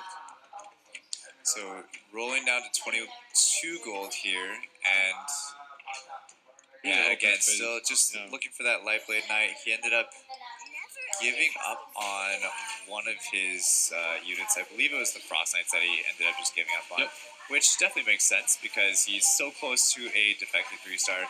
Actually, pretty close to Desperate Doctor 3-star. I think he's actually just got one on the board, scratch that. So still kind of far away from that. Just looking, like you said, for that main extra Light Blade Knight to give him that pretty big power spike. I don't think he's in the worst position. I think if he hits it probably after this creep round, he should be just fine. But any longer than that, then yeah, with no interest, economy, it would be hard for him. Let's have a look at Mispiece. I think it's the leader of our lobby currently. I believe he has 2 third places, if I'm not mistaken. And he's actually going for the Beast Warrior. Okay. Looking quite... He does have the Fallen Witcher also in there. So we could see another Warrior Fallen Witcher game. He doesn't have a Taboo Witcher so far, however, so that's a little awkward. That's something you definitely want to add together with that Taboo Witcher. But yeah, interesting to see that kind of happen, possibly again. It's more than I've seen in competitive gaming for a long time. 3 games in one day, that's crazy. Yeah, I think it works really well with the Beast Warrior synergy because you're either going to add in, you know, a Wormy Boy or Poison Smurf. I always default to Wormy Boy. I don't know why. I apologize. But you know, you either add in a Poison Smurf, but in this case, he already has 2 beasts, so he doesn't really need to. So instead, he ends up going with that 2-star Fallen Witcher, which is providing a ton of extra damage. Super nice in this setup, especially because it has tons of tanks. You can actually tank for Fallen Witcher. It does have the beast bonus, so that does give it extra percentage damage, which is of course super nice if you already have tons of damage. Additionally, some of the warriors actually are pretty good at crowd controlling your opponent, so that also helps. And if you get a Siren also, that adds additional crowd control and that marine bonus, which is detrimental to kind of protect your Fallen Witcher to do what he does best, and Yeah. that is basically nuking down your opponents. For example, he does have the Red X Chief right next Yeah. to his Exactly. Fallen Witcher, so it takes the Some aggro off of him. Yeah, so they deal some damage to the Fallen Witcher, and then Red X Chief gets his mana for his ult, and it pulls him kind of off of him, so that's kind of the perfect duo, if you will, at least in the mid game. Yeah, works very nicely, and you might see him eventually transition out of it, but unless you can get a 3-star Fallen Witcher, it actually might not be the worst thing in the world. And Land still at 18%. Doesn't have much of an economy, however, but it does have all the upgrades that it needs. Doesn't have a Dragonite, however, so he does go with the Venom instead. Kind of had to move around a little bit here, do something different. I mean, and this is what you gotta do. You gotta think on the fly in this game. Sometimes you're just not gonna find the Dragonite. That just happens, you know? And then you gotta do something else. And you can't really be waiting either, especially if you're only at 18% HP, being the lowest player on HP in this lobby. Yeah, we've seen a lot of people not cornering their Tortola Elders, and I'm not sure if I really still agree with that or not. I feel like that's just the best place to put him, period. Yeah. Especially more so than potentially a Flaming Wizard in the corner, because it might take her a little bit longer to, get her ult off, so that way she can start attacking much faster. So it's just kind of interesting to see the playstyles over the different countries. So, but at the same time, yeah, Land looking decent right now, looking for a comeback. Yeah, it'd be crazy if he did this again. He doesn't have as good of an economy this time, but I do think he's going to start saving now. I don't think he's going to move in using his money in a while, because he's kind of far away from any big upgrade. I mean, sure, he's close to Winter Sheriff run at this point, but it's not really that important of an upgrade, so I think he'd rather wait and then maybe exchange his Water Spirit at some point. Or maybe Dark Spirit or another frontliner. Yeah, remember we talked about Land just trying to stay on a win streak until 4 players or 3 or 4 players got out before him? Well, he's kind of caught up in HP to Mistpiece, Zoinhu, Right. and Sizzle now, that are kind of falling below him Yeah. at this point. Not quite yet, but yeah, Oh, there there goes we go. 2 out of the 3 There we for go. sure. So Zoinhu and Mistpiece now dropping down to severely low HP. Zoinhu, one that has an opportunity to get back into tomorrow's Yep. matches and move on, but One with Hell Knight a away. 7th or 8th finish here, it would kind of put him out of contention, unfortunately. Yeah, one Hell Knight away here to kind of hopefully it. secure his. It does find it. It does sell tons of units to find it, because he's kind of desperate at this point. He's kind of feeling he's on the cusp of being eliminated, and well, there's so many other players also being on the cusp. It's so important to get an additional upgrade now and not later. You don't want to lose any more life, especially if there's other players that are close to being kicked out. Especially since this is the last game, right? Yeah, Like, this if is you it. just can hold on for a little longer in comparison to other players, it's going to be huge. And we can see how big this Hell Knight is. It's going to just save him so much life. He does lose this round, but he would have been almost dead this round if he didn't have that. So Yeah. big for him. Mistpiece does lose against Soinhu, so important for that reason also. Mistpiece is in contention as well, so if Mistpiece goes out 8th, that would be pretty devastating for Mistpiece, Yeah, also devastating for Zoinhu. But if Land does come back, that would be pretty cool to see. Sizzle at this point just kind of knocking people out for the heck of it for him, So it is taking away points, though, crucial points from those that are actually really in need of it for moving on from tomorrow. For sure. Yeah, Sweepy and Nudge looking really good in this lobby. Them have a good amount of points before this last round, so they must be feeling really good about kind of trying to secure themselves into tomorrow's games. And under that, it's anybody's game for the 2 last slots, I think. I'll be surprised if Sweepy and Nudge kind of lead life and a pretty good bank at this point, while most of the other players have kind of rolled down or used that gold to level. Sweepy is not level 8 though, however, so he's got to invest in that also. But yeah, Sweepy is actually really close to a lot of upgrades also. Close to upgrades, but honestly not looking as strong as I thought Expected. they were. Oh, and when he does go up to 8 here, does sell pair of... What is all there? Does roll down here after he gone up to 8. Does find an egg here. He's gonna use it for Soul Reaper. He does. That really makes sense here to kind of cement himself in the top 4. I do like this. Oh wow, that's a God of War 3 from Kong. It's gonna be so good for him. So he's gonna... Is he gonna win this round? It's gonna be close. Yeah, the God of War 3-star is Yeah. actually doing a ton of damage. And Yeah. right now, it's the highest DPS unit on his team, even without Divinity bonus, Yeah. which is pretty insane. It just Yeah. shows you how important. We haven't seen too much God of War play. Miss Peace actually goes out here in 8th place. Think that's gonna eliminate him from the... No, wait, hold on. Wasn't he in first place before this? He had like 16 points, didn't he? 12 points? Yeah, but So he might didn't be on the have a cusp. huge buffer. Yeah. So That's true. at this point, I mean, anything could happen. Yeah, right. We talked about before 12 points was usually enough to get into top 4, but in this lobby that is this close, might not be the case. Like, there's 2 players that are they're dead, right? They have 2 and 0 points, I think, or something like that. 2 and 4, whatever. They're dead, right?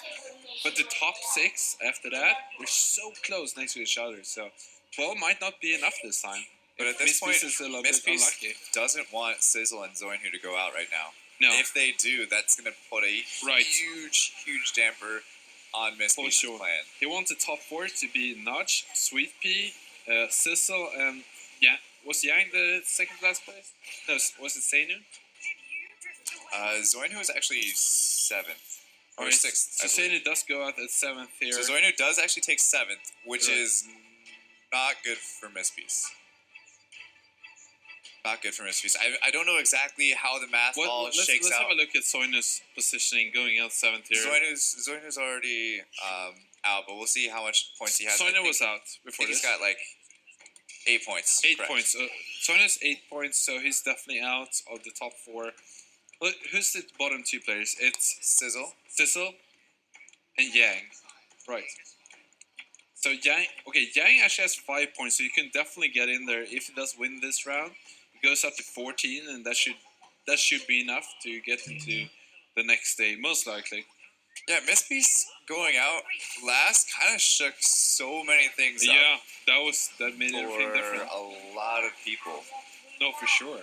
12 might not be enough here. Might be the bubble boy coming 5th. Yeah, it might actually come down to a tiebreaker, but possibly not something that Miss Peace would win. Actually, could win. I'm sorry, Miss Peace could win that. So I don't know. We could talk about this and kind of go over it, but at this point, it's kind of still up in the air. Sizzle hanging on with 7% HP. Kong 14% HP.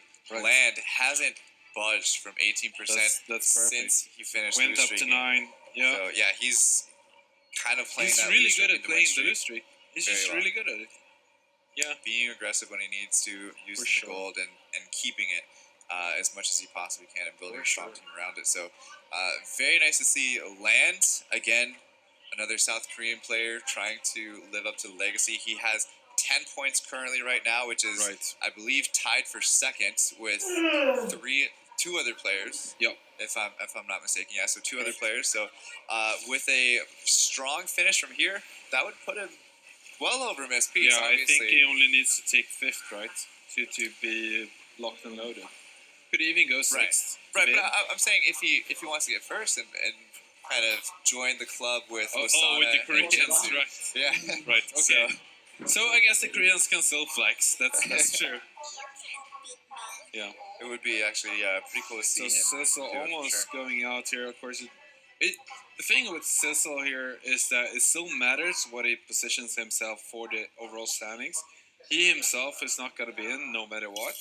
But the higher he comes, the more points he kind of takes from the other players that are still remaining, the more important it's going to be for Mispiece, that are hoping for dear life that some of the bubble boys aren't going to catch up to him. And still Nudge with a pretty dominant HP lead right now at Yeah. 72%. Sweet Pea slowly trickling down at 38. Land again not budging. Yang, Kong, and Sizzle now on the chopping block. We do have round 30 creep round and possibly we could take a look at the items being tossed around to the field here. All right, so Nudge actually has it nice. Yeah, he has. Oh, wow, he has so many good items. It's unbelievable. He actually high roll really high here with his item. Yeah, Nudge is good. Nudge is good. I think Nudge is gonna.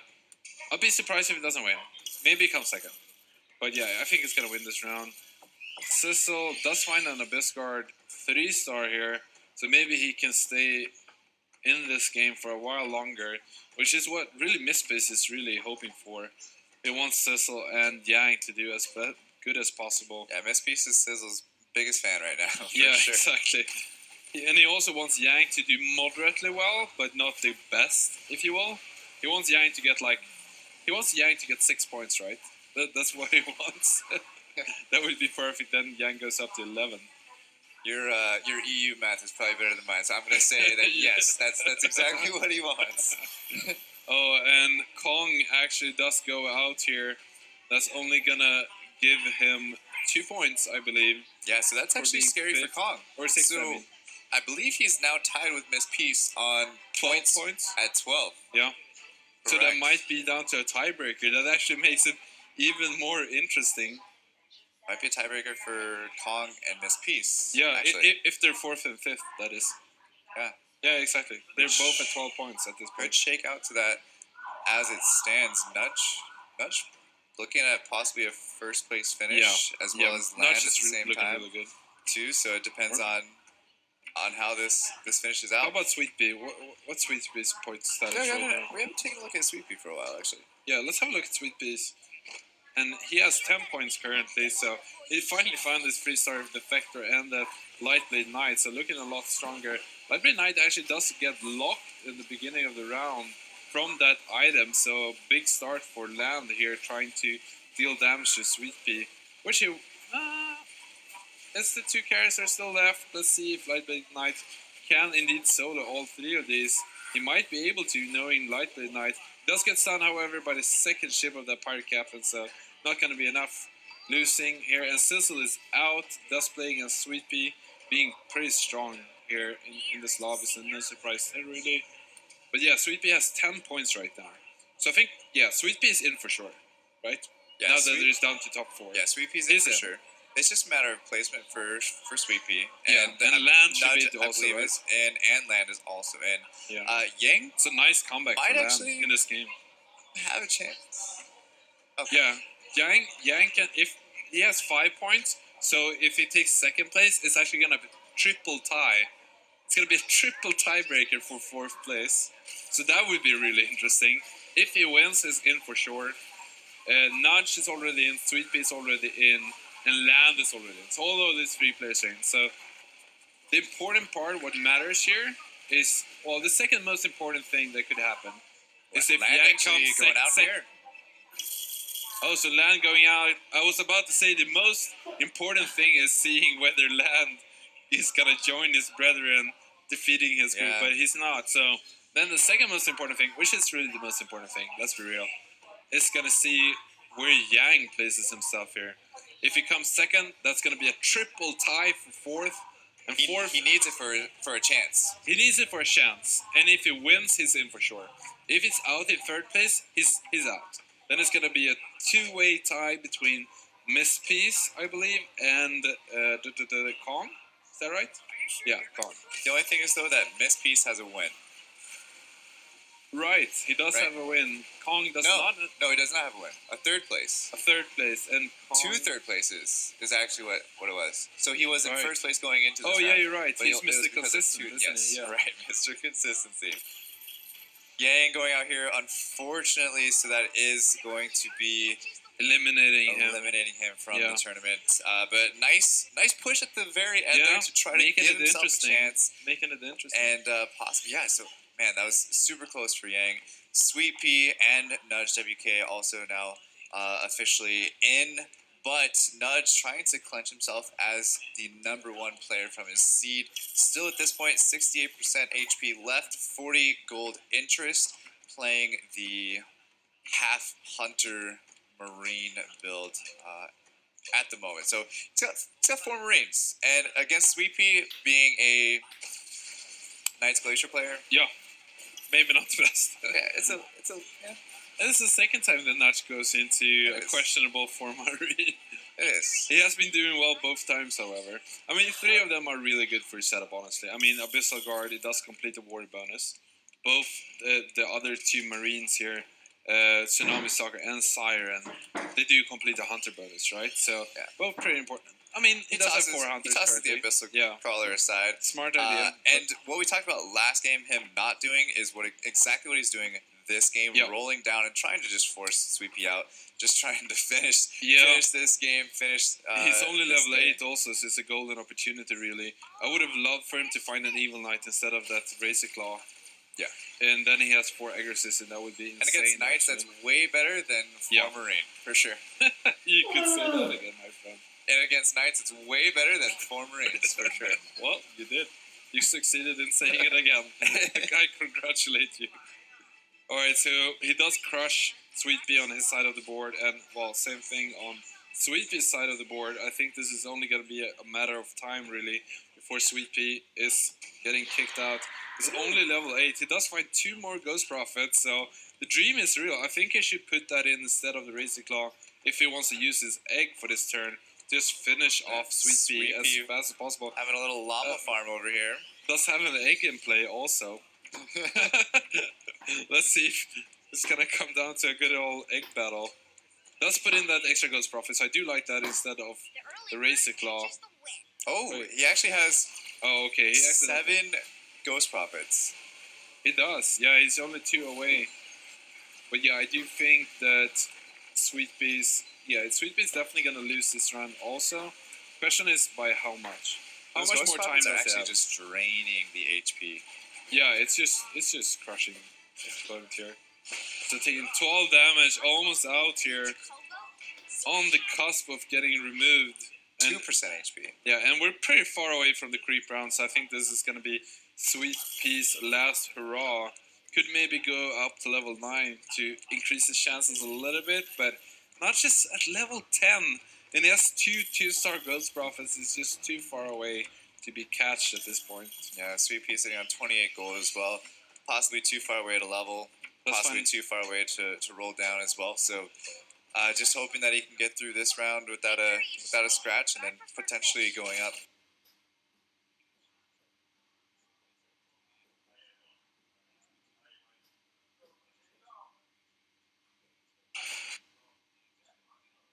Claim. Display No, of for sure. finishes out of all the groups so far. Yeah, did the same thing in the European qualifiers, so not showing how to do it here. Super impressive. Yeah, and I don't think we've had another player today who has gotten first twice. Nope. Yeah. But I have to say it's a little embarrassing he got 6th in the first match. Yeah, that's Yeah. Come that's on, shameful. dude. Come on. How do you win the second match and the third match, but then you get 6th in the first I match? know. Actually, from a professional Clearly embarrassing. question to you experts, like, can you break that down a little bit? Like, what happened to him? Like, how does he go from 6th to first? Like, what went so wrong in the first match? I think he high rolled some items Yeah. on. The And two how does games he that avoid that, like, going forward, you know? Like, You just high roll items. He was Yeah. he was a Just little high roll lucky items with, every game. he was a little lucky with the items, but and there's definitely some kind of RNG there going into that. But I mean, sometimes there's different types of RNG, right? You can Yeah. get the items, you can high roll the right things. Maybe you only get the units that are not the best in this current lobby. Maybe you get like Beast Warriors when everybody has a counter to Beast Warriors. Just for example. I But feel like he did there's play. also some like place. There's clearly a bunch of play skills to it also. So He played a little bit more aggressive though Yeah. on game 1 and 3 than he did on game 2, and if I'm not mistaken, I think he went into a lose streak game 2. well, And I he think won game 2 and 3, right? yes. game Eh, game no, 1. he won. He won game 2 and 3. Yeah, so game 1, the one that he got 6th. That's when he lose streak. That's when that is when he lose streaks. as Yeah, well, so. he crushed both game 2 and 3. He's really good at playing when he's ahead. Yeah, he was like 100. especially- He was 100%. We saw almost that the whole from the time. qualifiers, Yeah. especially. He was very good at analyzing the early game and then pushing that advantage the entire You know, match. one thing that people have said about him is that he is a one-trick Dragon Mage player, or just Mage player in general. Right. So seeing him Yeah, I kind didn't of really see break that out of that today. shell, So He's a one-trick hunter player. Exactly. And, I was and about not to only say. that, like we didn't have that much success from our European region today. No, we Sorry, did not. sorry, Scoundrel. Wherever you, oh, I see him over there. Actually, he didn't hear me. I mean, Nudge. He like was as dominating as he could be in Yeah. his group, Yeah. representing the European region. Yep. On a day when Europe has not been doing well, so that's Yeah. that's got to bode well for any European fans out there, and honestly for us, that's great. Him and We had- Seiko. Oh yeah, Seiko Yeah, Seiko took and him second. looking really strong. Yeah, so with a tie. Yeah. tie so for the first. tie from what just happened here, from the round No, we just saw. Seiko and his group tied Oh, I in see what you're first. Yeah, But it Seiko was also the second European on tie. tiebreaker. Right. Yeah, so he's looking really strong from the Europe. Yes, that's Europe true. also. So a couple heroes for the European guys, but the earlier two matches, earlier two groups did Not so not much. go as well. Here we see the match results, and we're actually, I think we concluded that we do have a tiebreaker, right? Yeah, I do think so. Between Kong and Miss Peace. So Almost a three-way drum tie. rolls here because I think it's going to be revealed in a second here who actually will move on, and it's a huge deal because you're going from $4,000 to $8,000. And And potential here we for go. more. And It's Kong going to be is in. Kong. Look at that. Yeah, Tie for 4th and 5th. There Wow, we that's go. heartbreaking for Miss Peace going Yeah. into Game 3 as the number Whoa. one Yeah, overall that's so player and not making He's gonna it beat through. That's a good himself point. up about this Eighth afterwards. place. Just Yeah. gonna He just got sting. last. If Yeah. he doesn't get last, That's it. He's in. Yeah. I mean, we talked about that crazy. 12 points have almost always been secure. we were hyping And him up. Really. Yeah, and Yang, that was all Yang the- only 1 point away as well. That's crazy because 12 points has always almost been enough for all of the other groups, right? For 4th place. Yeah. It's been very Yeah. safe, and Yeah. here we can even see it being a two-way tie. That's kind of crazy. 20 And points from Must Nudge, feel even more unfortunate. So, It had to have been a little spooky for Land also. true. Like, Yeah. Well, he knew got what he was first, doing. I mean, and then clearly, he got last, Yeah. and then he was actually in last for a little bit there. Yeah. I'm sure 80%. his heart was beating. it is the way he came first the first time, though. Right. He started last. He clearly he's very good at lose streaking. He know what he's doing. Like he didn't lose after he started Dramatic. winning Dramatic. Until he You did. need to get until he did. heartbeat monitors. Yeah. For these guys. Well, he's calm as a cobra. Think so? Yeah, I think he so. is super calm. It Not seems nasty. like he has done this before. What do you think about Lucky? Like, was her heart beating? Like, Yeah, that was a little bit more shaky, Yeah. probably. I mean, at least if you were watching the hand. Yeah, that was That was emotion crazy. was nice. That's just the way it should be. Yeah, I mean, we're at this point we're kind of recapping the day because Yeah. we are done.